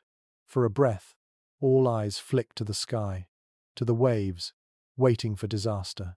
Nothing comes. The wind holds, the ship sails on. Slowly, laughter rises, mocking the man's panic, turning fear into another joke. Yet you see him that night carving another charm, hands trembling as he works. You lean back, watching the feathers and carvings sway in the breeze. They are small things, almost laughable. Yet you know, without them, the weight of fear would crush men long before hunger or storm. Belief, whether true or not, is as vital as food and water. The sea demands it, and the sailors give it freely. By midday, the sea begins to stir with more than waves. A low moan rises from the water, so deep you feel it in your chest before you hear it with your ears. The men pause at their oars, heads turning, eyes scanning the horizon. Then you see it, a broad grey back rolling up from the depths, slick and shining. Another follows farther off. The water heaves as something massive exhales, sending a plume of mist into the air. It is well attested in chronicles and later travellers' accounts that Viking sailors frequently encountered whales. To them, these beasts were both a marvel and a menace. Some sagas describe whales as gifts from the gods, bringing meat and oil. Others cast them as sea monsters, ready to crush ships with a single lash of the tail. You now feel both emotions at once, astonishment and dread, as the sea around you stirs with giants. One curious detail stands out. Instead of panic, some sailors laugh nervously, calling out names to the creatures as though greeting old friends. One man mutters that the sight means fortune, that whales guide ships toward land. Another swears it means storms to come. No one agrees, but everyone watches. The creatures draw closer. You smell them before you feel them, a rank, fishy stench carried on the breeze. The water boils as a massive head breaks the surface, barnacles encrusted on grey skin, an eye glimmering dark and ancient. It blinks once, enormous and unhurried, then vanishes beneath with a sweep that rocks the Longship. The deck shudders, men stagger, ropes strain. You grip the railing, heart hammering. There is no consensus among modern scholars whether Vikings hunted whales actively at sea or merely scavenged those that washed ashore. Evidence leans toward the latter, yet some sagas tell of daring chases, crews throwing harpoons into dark water. Watching the size of the beast before you, you cannot imagine risking such madness. The ship itself seems no larger than a toy beside it. Still, temptation glimmers in the eyes of some sailors. They whisper about blubber for oil, meat for weeks, bone for carving. Hunger breeds dangerous thoughts. Yet others shake their heads fiercely, crossing themselves or clutching amulets. To harm a whale, they say, is to invite doom. The argument simmers, even as the giants circle, surfacing in great arcs, spraying mist like geysers. The sound overwhelms you, the slap of tails against water, the thunder of air rushing from blowholes, the creak of the ship as it rises and falls in their wake. You taste salt sharp on your lips, your stomach lurching as the deck tilts. The sea feels alive in a new way, not just as water, but as a world filled with beings larger, older, and perhaps wiser than you. One beast surfaces so close you could touch it. Its skin glistens with scars, pale lines crisscrossing grey flesh. Its eye fixes on you, vast, unreadable, alien. For a heartbeat, you feel seen, measured, weighed by something beyond human scale. Then it slides away, vanishing in a swell that rocks the ship dangerously to one side. Men shout, scrambling to balance. The overseer bellows for calm. Oars dip again. The chant resumes, though voices shake. Slowly the ship steadies, pulling forward, leaving the whales behind. The men glance back often, muttering, but the sea grows quiet once more. You sit trembling, breath shallow. Your palms sweat, your heart pounds. The memory of that vast eye lingers, dark and endless. You realize that storms and hunger are not the only terrors at sea. Sometimes the ocean itself rises in the form of creatures so immense they make men feel like ants. And yet, awe threads through the fear. You whisper to yourself, what gods place such giants here, and why do they allow us to pass unharmed? The whales vanish into the deep, leaving only a restless swell and men muttering about omens. The ship presses on, but the sea has not finished testing you. A sharp crack splits the rhythm of oars, the sound of wood splintering. A rower curses, holding a broken shaft in his hands. The long, polished oar has snapped clean in the middle, jagged edges pointing like teeth. It is well documented from archaeological finds that Viking oars were crafted from sturdy pine or ash, chosen for both strength and flexibility. Each one could stretch over 15 feet, a lifeline of speed and maneuvering. Without them, the ship faltered. You see this now as the rhythm breaks, the rower's bench suddenly useless, the crew stumbling to adjust. One curious trick emerges quickly. The men keep spares lashed beneath the benches, shorter than the originals but carved hastily from whatever wood could be spared. A sailor drags one out, muttering that it will hold until the gods laugh again. You smile despite yourself.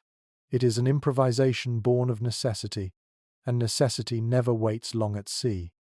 Still, the replacement is crude. It splashes unevenly, throwing off the chant. The overseer barks orders, urging the rowers back into rhythm. Sweat pours, muscles strain, but the harmony falters with every weaker stroke.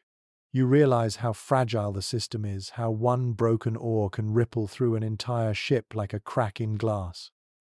There is debate among historians about how crews repaired or replaced oars mid-journey. Some suggest carpenters traveled with the fleet, shaping new shafts from raw timber at each landing. Others argue that every sailor was expected to improvise, shaving branches into tools when needed. Watching now, you see men haul out tools, scraping splinters smooth, binding the break with rope and pitch to make it last a little longer. Their work is clumsy, rushed, but it buys survival. The smell of fresh-cut wood mingles with salt air, sharp and clean. Chips scatter across the deck, carried away by wind. One man steadies the broken oar against his thigh, pounding with a mallet until it fits into the lock again. The sound echoes like hammer blows in a forge, a reminder that even at sea, carpentry is as vital as swordplay. The repaired oar dips once more into the water. It bends dangerously, but it holds. A cheer rises, thin but genuine, and the rhythm resumes. The chant grows louder, men stamping their feet, beating the sea into submission once more. You join them, your own hands gripping wood, your own arms pulling until muscles burn. Yet the lesson lingers. The sea does not always strike with storms or monsters. Sometimes it tests you with splinters, with small cracks that threaten the hull. You glance at the other oars, imagining them snapping one by one, the ship left adrift. The thought chills you more than thunder. As evening falls, the broken shaft is set aside, tied carefully with rope as if honored, a reminder of fragility, a warning carved in wood. You stretch your aching arms, gaze at the horizon, and wonder how many more oars will shatter before land greets you again. The repaired oar creaks in its lock, holding for now, and the men slip back into their rhythm. But as the sun dips low, you notice something unusual near the stern. A figure you have not seen before moves quietly among the crew. She is a woman, her cloak pulled close, hair bound in braids. For a moment you think the sea has conjured her, but no, she belongs here, though rare in this place. Archaeological findings and scattered sagas confirm that women occasionally joined Viking voyages, though not often. Some travelled as traders, others as wives or companions, a few even as warriors. The accounts are fragmentary, and scholars disagree about how common it truly was. But the evidence is there. Women crossed the seas too, braving the same hunger, storms, and sleepless nights. You watch her move with quiet confidence, checking bundles of cloth and a small chest lashed against the mast. One odd little habit catches your eye. She knots charms into the sailors' cloaks as she passes, tiny stitches of red thread at the hems. The men don't mock her, they let her work. Some even smile faintly, touching the threads as if reassured. You realize she holds a role beyond passenger. She is part healer, part seer, perhaps both. Her presence stirs unease among a few.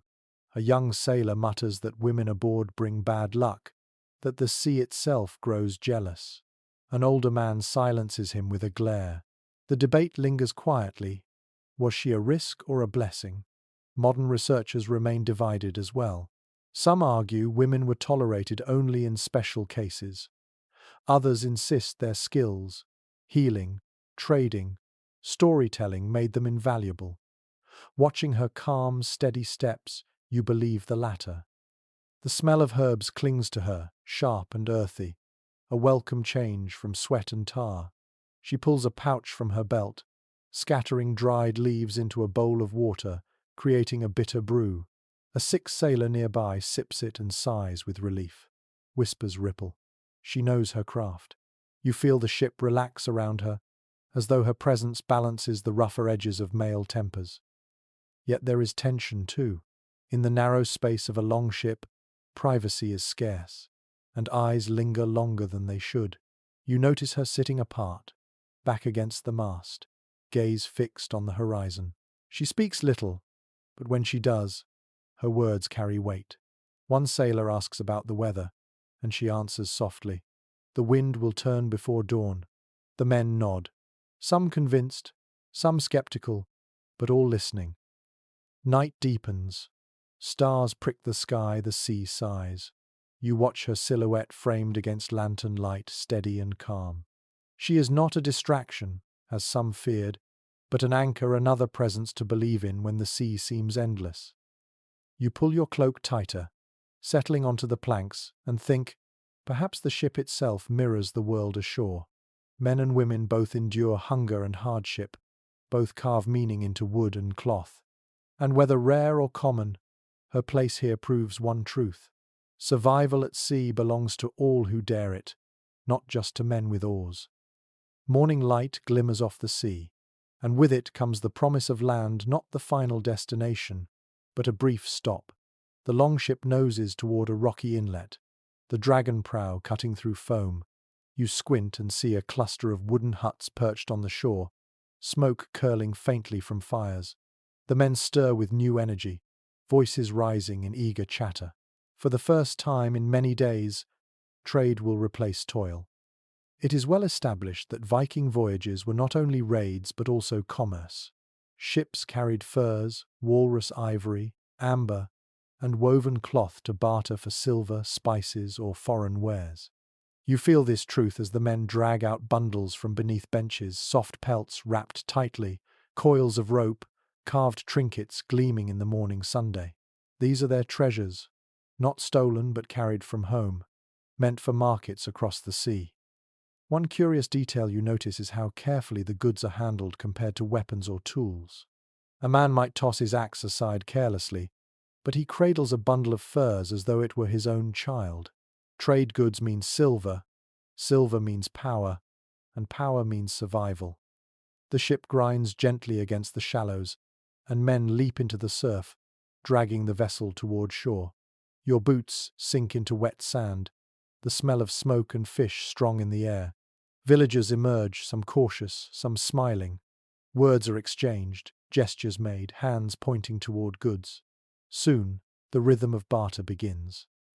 Scholars remain divided about how peaceful these exchanges usually were.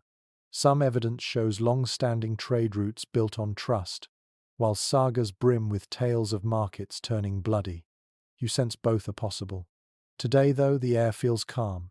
Coins glint, laughter rises, and the tension of the sea loosens into the simple act of exchange.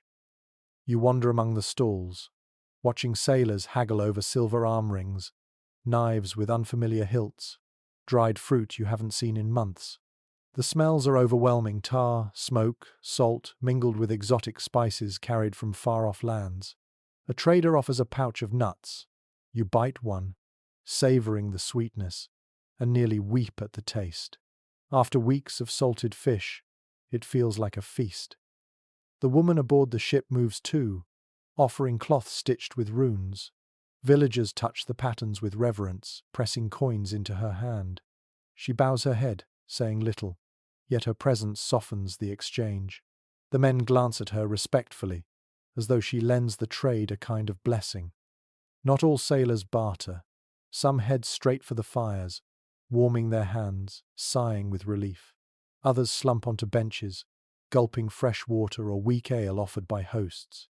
A few vanish into huts, chasing comforts you prefer not to imagine. The shore becomes a blur of noise, smoke, and laughter. The overseer keeps a sharp eye, ensuring nothing vanishes from the ship without payment.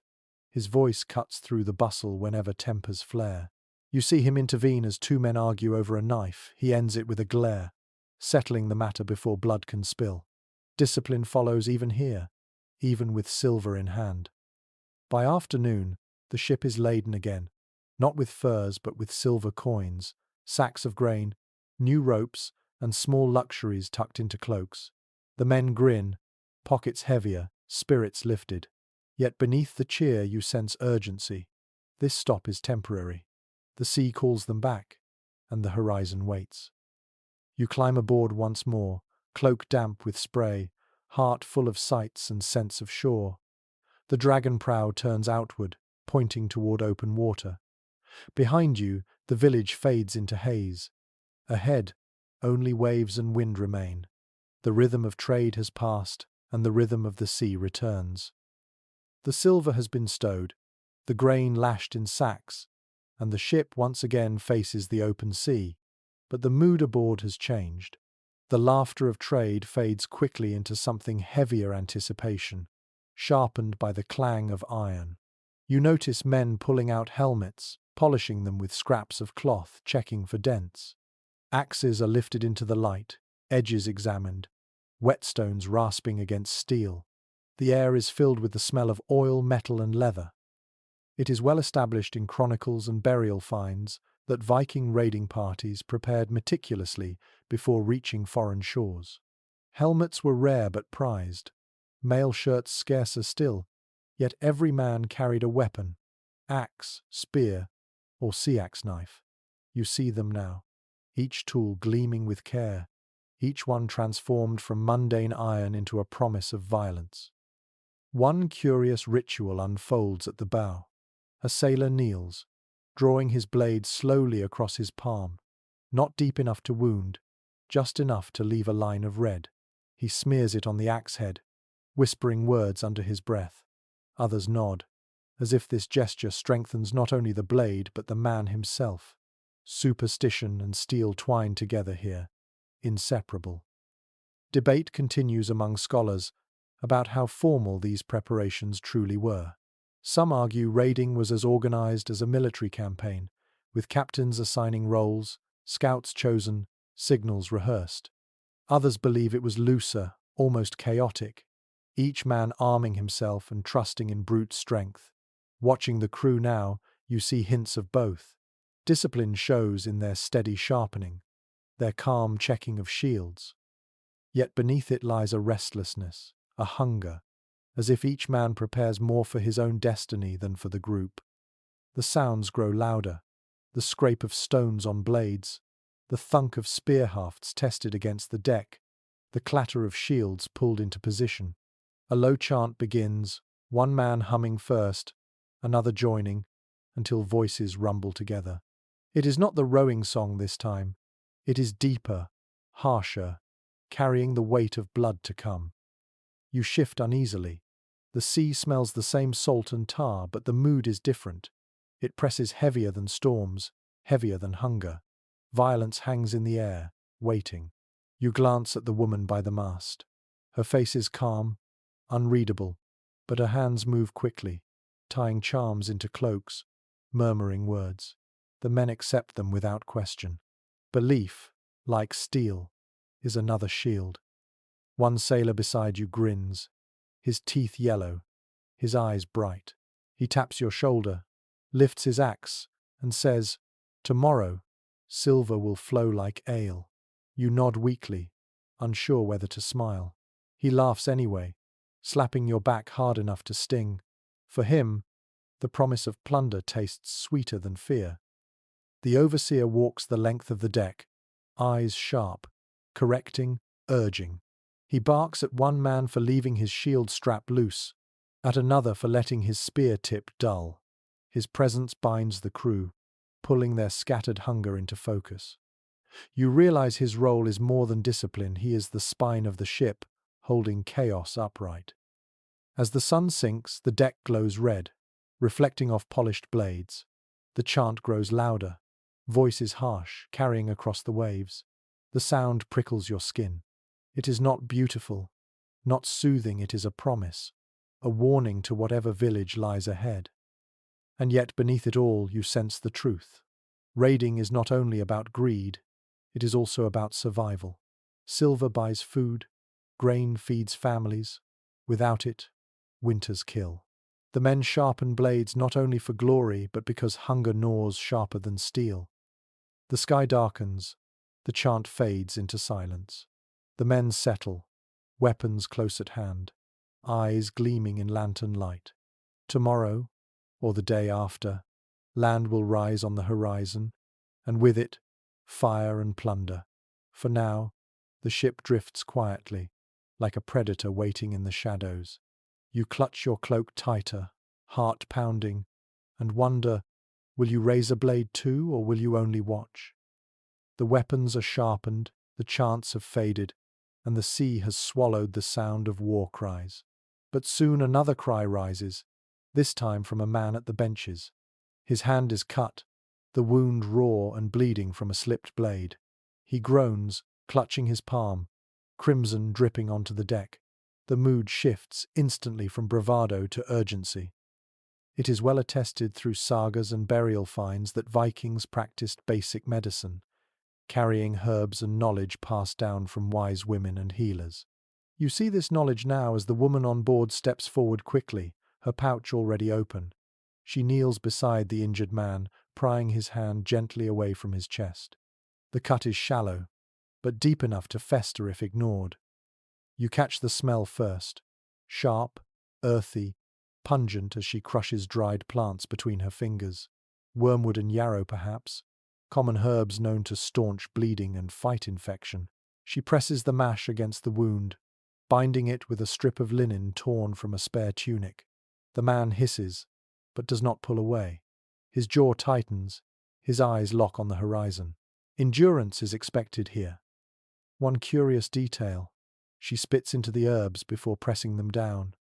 Some sailors glance away, muttering about spit carrying strength. Whether superstition or practical moisture to activate the mash you cannot tell, but her hands move steady, sure, and soon the bleeding slows. Among historians, debate continues about how advanced Viking medical care truly was. Some argue they relied only on charms and crude remedies. Others point to evidence of trepanation, cleanly healed bone fractures, and medicinal plants as proof of remarkable skill. Watching her now, you see both threads woven together, knowledge and ritual, science and belief. The man flexes his hand, wincing but smiling faintly. His comrades thump his shoulder, praising his toughness, mocking his clumsiness. Laughter returns, fragile but real.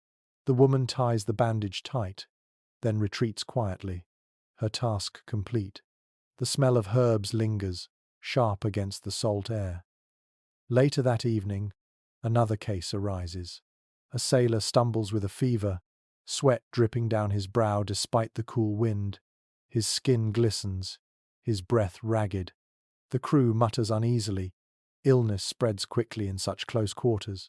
The healer mixes another brew, this time bitter tea poured into a wooden cup.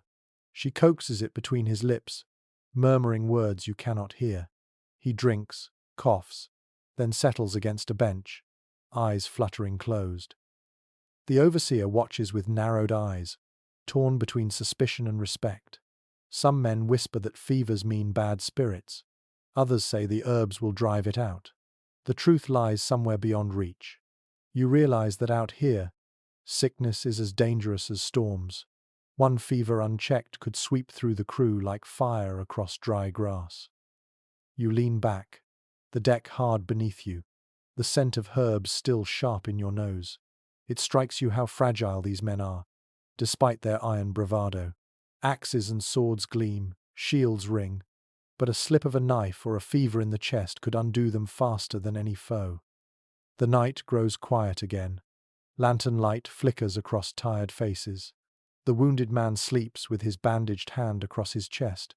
The fevered sailor breathes more steadily, and the healer sits by the mast, her eyes distant, her hands busy with threads and herbs.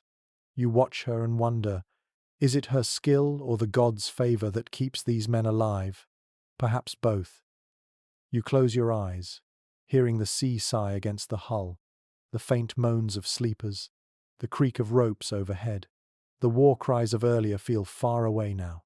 In their place lingers the humbler truth of survival: stitched wounds, bitter brews, whispered prayers. Steel may win silver, but it is herbs and hands like hers that keep the silver bearers breathing long enough to spend it. The fever breaks by dawn, and the wounded hand stays clean beneath its linen bandage. Relief stirs through the ship, but with it comes a new demand. The silence must be filled. Men rise sluggishly from damp planks, rubbing stiff shoulders, pulling cloaks tighter, and then one begins to hum. The sound is low at first, almost a growl carried on the morning wind. Soon another joins, and then another, until the deck vibrates with voices. It is well attested in Norse tradition that music and rhythm were woven into daily life. On land, they sang in mead halls, around fires, in fields while threshing grain.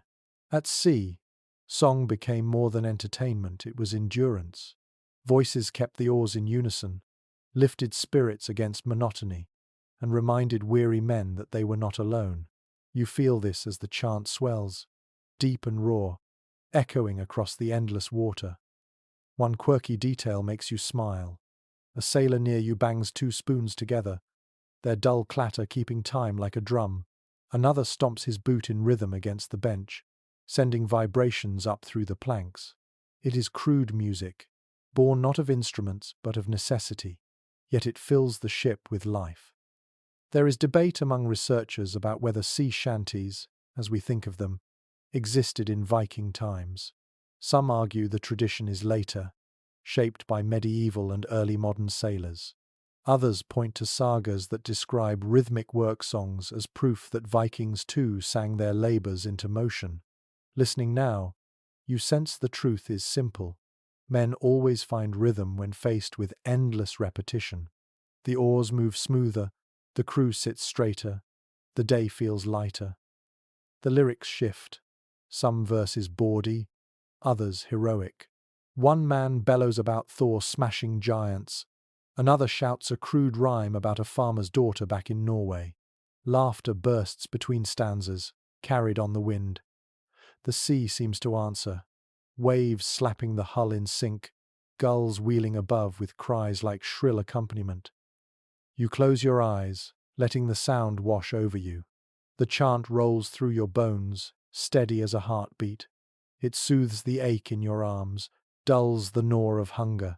For a moment, you forget the salt sores on your skin, the lice crawling beneath your cloak, the endless horizon that never changes. Music is magic, of a kind as powerful as charms or prayers. As the sun climbs, the songs grow louder, rowdier. Men clap each other on the back, voices cracking, spirits lifting. The overseer doesn't silence them, he lets the noise carry. Perhaps he knows the truth too. A ship without song is a ship sinking into despair. By midday, the chanting softens into hums, then into silence as throats grow hoarse. The deck creaks, the sea sighs, and the rhythm continues in memory. You lick your lips, still tasting salt, and think, without songs, the voyage would stretch unbearable. With them, even misery becomes almost bearable. You rest your head against the mast, the ghost of melody still thrumming in your chest. Around you, men doze or murmur, but the bond lingers. Shared voices have stitched the crew together again, firmer than rope. Out here, on this endless grey plain of sea and sky, song is not luxury, it is survival. The echoes of song fade, leaving the ship hushed, but soon a new excitement stirs. A small sail appears on the horizon, its white square barely visible against the pale sky. The men straighten, squinting, murmuring to one another. Another vessel means trade or trouble. The overseer narrows his eyes, then orders the ship to hold course. It is well established in both chronicles and archaeological finds that Viking voyages often paused at foreign ports, trading not only goods but also stories, tools, and food. You see the possibility now as the other ship draws closer, its hull shallow like your own, its prow carved with a simple bird instead of a dragon. The men aboard wave, not with weapons but with open hands. Relief spreads across your crew. This will be commerce, not combat. The ships ease alongside each other, ropes tossed, planks stretched between decks. You cross carefully, the boards creaking beneath your boots, and step onto the foreign vessel. The smell hits you first. Dried fruit, nuts, smoked fish, mingled with the tang of resin. Goods are piled neatly in bundles, their colors brighter than anything you've seen in weeks. One curious sight catches your attention. Small glass beads, strung on cords, glittering blue and green in the light. They seem fragile, useless in battle, yet the sailors handle them with reverence. Beads like these have been found in graves across Scandinavia, proof of trade networks stretching as far as the Middle East. Here, you hold one up to the sun, marveling at how it glows like frozen water. Scholars debate how equal these exchanges were.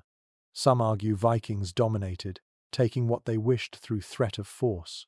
Others believe long-standing partnerships thrived, with mutual benefit on both sides. Watching now, you see neither arrogance nor fear, only eagerness. Silver changes hands, amber is traded for grain, and laughter rises between languages broken by gesture, but rich in meaning. The woman from your ship steps forward too, her pouch of herbs and cloth in hand. She trades a bundle of dried nettles for a pouch of raisins, her eyes softening at the sweetness when she tastes one. The men grin, pleased to see her satisfied. It feels less like bargaining and more like sharing between weary travelers. The smell of exotic spices drifts from a sack, cinnamon perhaps, or cloves. A sailor holds it to his nose, eyes closing in bliss. You do the same, the warmth of the scent carrying you far from salt and rot. For a moment, you feel as though you stand in a market square instead of upon a rocking deck. But trade is not only about goods. Stories are exchanged too. One sailor boasts of a storm that split his mast clean in two. Another warns of pirates lurking farther south. You listen, absorbing each tale, each rumor a thread in the great tapestry of the sea. As the sun sinks, the planks are pulled back, ropes coiled, farewells shouted. Your ship grows heavy with new supplies, grains, fruit, trinkets tucked carefully away. The men grin, chewing dried figs, their spirits brighter. The foreign ship drifts away, its sail swelling once more, until it is no more than a pale smudge on the horizon. You sit back against the mast, chewing a raisin, the sweetness shocking after weeks of salt. The sea stretches on, but your heart feels lighter. For a brief time, the voyage was not about survival or conquest, but about exchange humans meeting on the wide water, giving and receiving. You swallow, savoring the taste, and know this moment will linger long after the horizon swallows the other ship. The sweetness of figs and raisins lingers on your tongue, But soon the mood shifts again. The overseer calls the men to order, his voice sharp against the wind. Supplies are secured, weapons checked, and discipline enforced. The longship slides forward, its prow aimed once more toward distant shores. The men's laughter fades, a sterner rhythm returns. It is well documented in sagas and ship laws that Viking crews lived under strict codes. A ship could not function otherwise. Rules governed not only rowing and fighting, but also food, tools, and even speech. You feel the weight of these rules now as the overseer stalks the deck, eyes sharp as spearheads. One curious rule becomes clear when a sailor is caught sleeping past his shift. He stumbles up late, rubbing his eyes, and receives a sharp blow across the back from the overseer's staff. The rest of the crew looks away, silent, not daring to intervene. Shame burns brighter than pain here. Falling asleep at the wrong time could cost lives. There is disagreement among historians about how punishments were carried out. Some sources suggest lashes, fines, or loss of rations. Others hint at more brutal measures, casting a man adrift if he endangered the ship. What you see now suggests a middle path, harsh enough to instill fear, but not so severe as to waste a useful body. The smell of tar thickens as ropes are inspected, knots tightened, sails checked for wear. A young sailor is ordered to scrape barnacles from the hull with a long pole, leaning dangerously far over the side. His hands slip, nearly plunging him into the sea. The overseer barks again, this time more warning than punishment. You sense his role is not cruelty, but constant vigilance. Without it, chaos would creep in like rot. The crew accepts these rules with little protest. They mutter, they grumble, but they obey. You realize discipline is not only fear, it is survival's companion. The sea punishes disunity faster than any overseer. Later, a theft is discovered, a piece of dried meat missing from the shared stores. Tension thickens immediately, eyes darting, accusations whispered. The overseer demands the culprit step forward. Silence answers. He paces, face dark. Finally, he announces the penalty. If no one confesses, the entire crew's ration will be cut. Groans ripple, curses muttered, but still no confession. By nightfall, you chew less than your share, bitterness sharper than hunger. One sailor whispers to you that such measures are common. Better to punish all than let one thief weaken trust, he says, gnawing his small portion. You nod reluctantly. Out here, food is not just sustenance, it is faith. Without trust, the ship itself cracks. You stretch your legs on the planks, staring at the faint glimmer of stars above. The rules feel heavy, almost suffocating, yet you cannot deny their necessity. The longship is no democracy. It is a blade forged of many hands, kept sharp by order. The overseer passes again, eyes cold but steady. You glance at him and realize his burden is as great as yours. To rule at sea is to carry the weight of every mistake, every quarrel, every theft. He enforces harsh discipline not for pride, but because one crack in order means the sea swallows all. The wind shifts, the sail snaps taut, and the ship surges forward.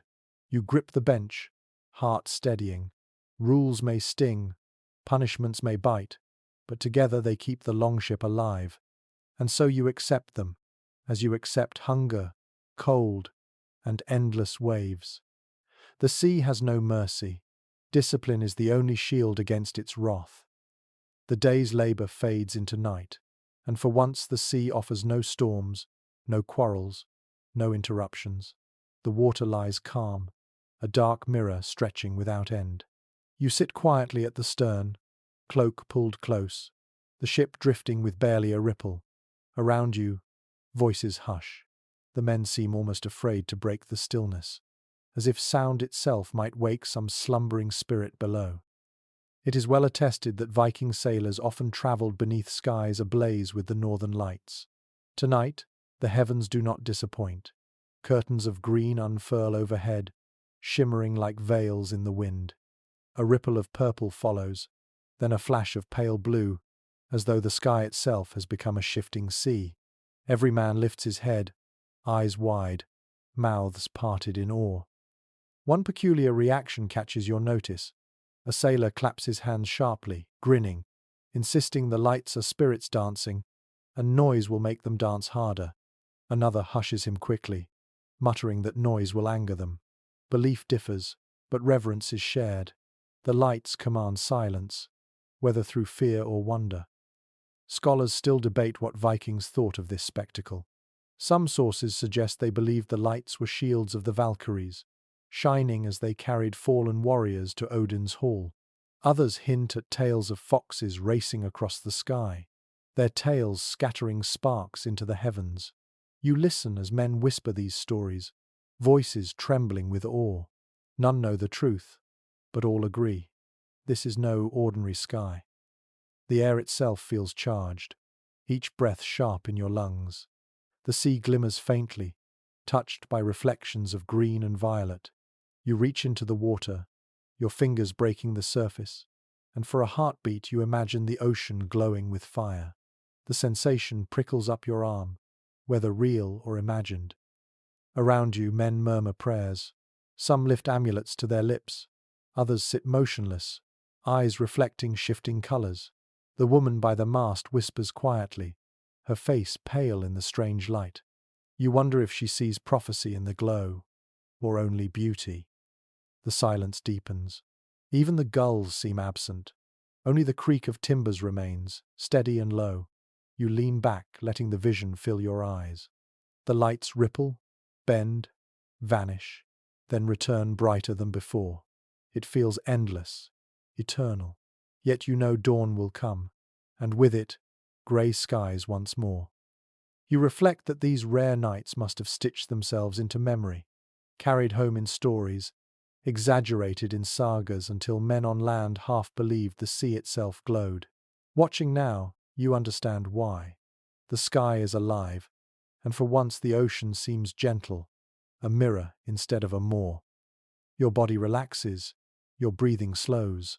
The ship drifts, the lights shimmer, the world softens into stillness. For a brief time, fear dissolves, quarrels vanish, hunger recedes. All that remains is the endless sky, painted with fire, and the hushed breath of men who know they are witnessing something far greater than themselves. The northern lights fade with dawn, leaving the sky washed in pale grey. A hush lingers among the crew, as if no one dares break the memory of shimmering skies. But soon the sea reminds you that awe does not last forever. A wave slaps the hull, another follows, and the rhythm of labour resumes. Oars dip once more, voices rise, and the Longship pushes onward. It is well recorded that long voyages tested more than muscle. They tested endurance of mind. You feel this trial keenly now. Days blend together, each sunrise identical, each sunset swallowed by horizon. Hunger gnaws, muscles ache, but worse is the sameness, the endless stretch of water. To fight despair, men cling to routine rowing, mending, eating, sleeping. The cycle is prison and salvation at once. One curious coping habit emerges. A sailor begins carving into the bench where he sits, scratching runes with the tip of his knife. Another follows, tracing spirals into the wood. Soon many planks bear marks, names, charms, crude drawings. The ship itself becomes a diary, etched with boredom and hope. You run your fingers across one symbol, a sunwheel, carved deep. It feels less like art and more like a silent prayer. Scholars remain divided on how Viking sailors endured the monotony of long journeys. Some argue stories and games filled the hours. Others believe the work itself left no time for idleness. Watching now, you see both truths. Men tell sagas aloud, voices rising with each verse, while others slump silent, half asleep even as their arms pull at the oars. A strange tale passes from mouth to mouth. One sailor claims he once saw a sea serpent longer than 3 ships, its head crowned with horns. Another swears that islands sometimes sink beneath the waves, carrying whole villages with them. Laughter mixes with shivers, No one knows if the tales are lies, but all listen, because imagination breaks monotony when food cannot. The smell of damp wood grows stronger. Rain spits from the sky, steady but thin, soaking cloaks without fury. You shiver, pulling fabric tighter. The crew curses softly, yet keeps rowing. The overseer allows a short pause, ordering men to chew dried meat, but only a mouthful each. The taste is tough, salty, barely food, but the act itself breaks the endlessness. By evening the rain eases, leaving the deck slick. The men slump in exhaustion, faces pale in lantern light. You lean against the mast, your body aching. The monotony presses heavier than storms. At least storms bring clarity, fear sharpens, purpose strengthens. Here, there is only the weight of time. Yet even in monotony, there are bonds. A sailor leans his head on your shoulder, half asleep, trusting you to keep him upright. Another hums softly, a melody so faint it could be mistaken for the sea. These small gestures carry more strength than food. They remind you that survival is not endured alone. The horizon remains empty. No land, no ships, only grey sea and grey sky. You sigh, close your eyes, and let the rhythm of oars carry you into uneasy rest. This is the heart of the voyage. Not storms, not raids, but the endless middle, where men wrestle not with waves but with themselves. The grey sea stretches on for what feels like eternity, but then at last there is a change. A cry goes up from the bow. Men scramble to their feet, eyes straining toward the horizon. At first you see nothing but haze, then a darker line takes shape. Land. Faint, low, but real. The shout grows into cheers, voices breaking with relief. After endless days of monotony, the promise of solid earth stirs every man like a jolt of lightning. It is well attested in both archaeology and chronicles that landfall meant more than safety. It meant fresh water, food, and the chance to stretch cramped limbs on steady ground. You feel it in the sudden energy of the crew as they row harder, laughter breaking through their exhaustion. The overseer does not need to bark orders now, desperation drives the rhythm. One curious detail unfolds as the shore grows clearer. Men begin to tidy themselves, combing beards, straightening cloaks, adjusting weapons. Even after weeks of filth, they crave to arrive not as starving wrecks but as warriors and traders, proud and upright. A few spit into their palms and slick down wild hair, grinning sheepishly. Vanity survives even on the open sea. Scholars remain divided about what emotions dominated in these moments. Was it triumph at surviving the voyage, or fear of what awaited? Some argue men celebrated recklessly. Others suggest they approached landfall with equal parts joy and dread, for no shore was ever guaranteed safe. You feel both. Relief swells in your chest, yet your eyes scan nervously for smoke, for hostile figures, for signs of danger waiting. The air itself shifts. It carries the scent of pine and soil, faint but unmistakable after weeks of brine. You inhale deeply, almost trembling at the richness of it. The men notice too. They sniff the breeze, murmuring about forests, fields, perhaps even villages to raid, or markets to trade. Hope and hunger sharpen together. As the ship glides closer, details emerge. Rocky cliffs, a scatter of trees, the pale strip of a beach. The dragon prow seems to snarl in anticipation, its wooden teeth bared at the new land. The men grip their oars tighter, their eyes gleaming. Some mutter prayers, others jokes, but all keep their gaze locked forward. The prow grinds against sand at last. The ship shudders, then stills. For a heartbeat, silence hangs an entire voyage suspended between sea and shore. Then men leap into the surf, splashing, shouting, laughing. Boots sink into wet earth. Hands clutch rocks and branches. Bodies collapse onto the ground, as if it were treasure itself. You follow, stumbling onto land, your knees weak, your heart pounding. The smell of earth overwhelms you, rich, damp, alive. You kneel, pressing your palm into the soil, savoring the grit beneath your fingers. It feels like a miracle. Around you, men drink from streams, Scoop handfuls of grass, tear fruit from bushes. Laughter rises, wilder than any song. For a moment, they are not raiders, not sailors, but children who have found home again. Yet even here, the sea's shadow lingers. You glance back at the Longship, resting with its prow high on the sand, its hull scarred and weary. It has carried you through storms, hunger, quarrels, and silence. You feel a pang of gratitude for the wood itself, for every plank and nail that kept the sea at bay. Without it, none of you would stand here now. The overseer calls out, his voice stern once more. Order returns swiftly. Supplies must be unloaded, water replenished, watches set. The joy of land is brief, survival remains. Yet as men carry barrels to the stream and gather firewood, their faces glow with satisfaction. They have endured the middle of the sea, and now the world opens before them. You sit on a rock, cloak heavy on your shoulders, watching the horizon. The sea glitters, vast and endless, yet somehow less threatening now. You survived it. You shared its storms, its monsters, its silence, its monotony. You carry its scars, salt sores, sleeplessness, aching limbs, but also its lessons. That survival is built from rhythm, from laughter, from discipline, from belief. And as night falls on this new shore, you feel the journey settle in your bones. Tomorrow may bring trade or battle, silver or blood.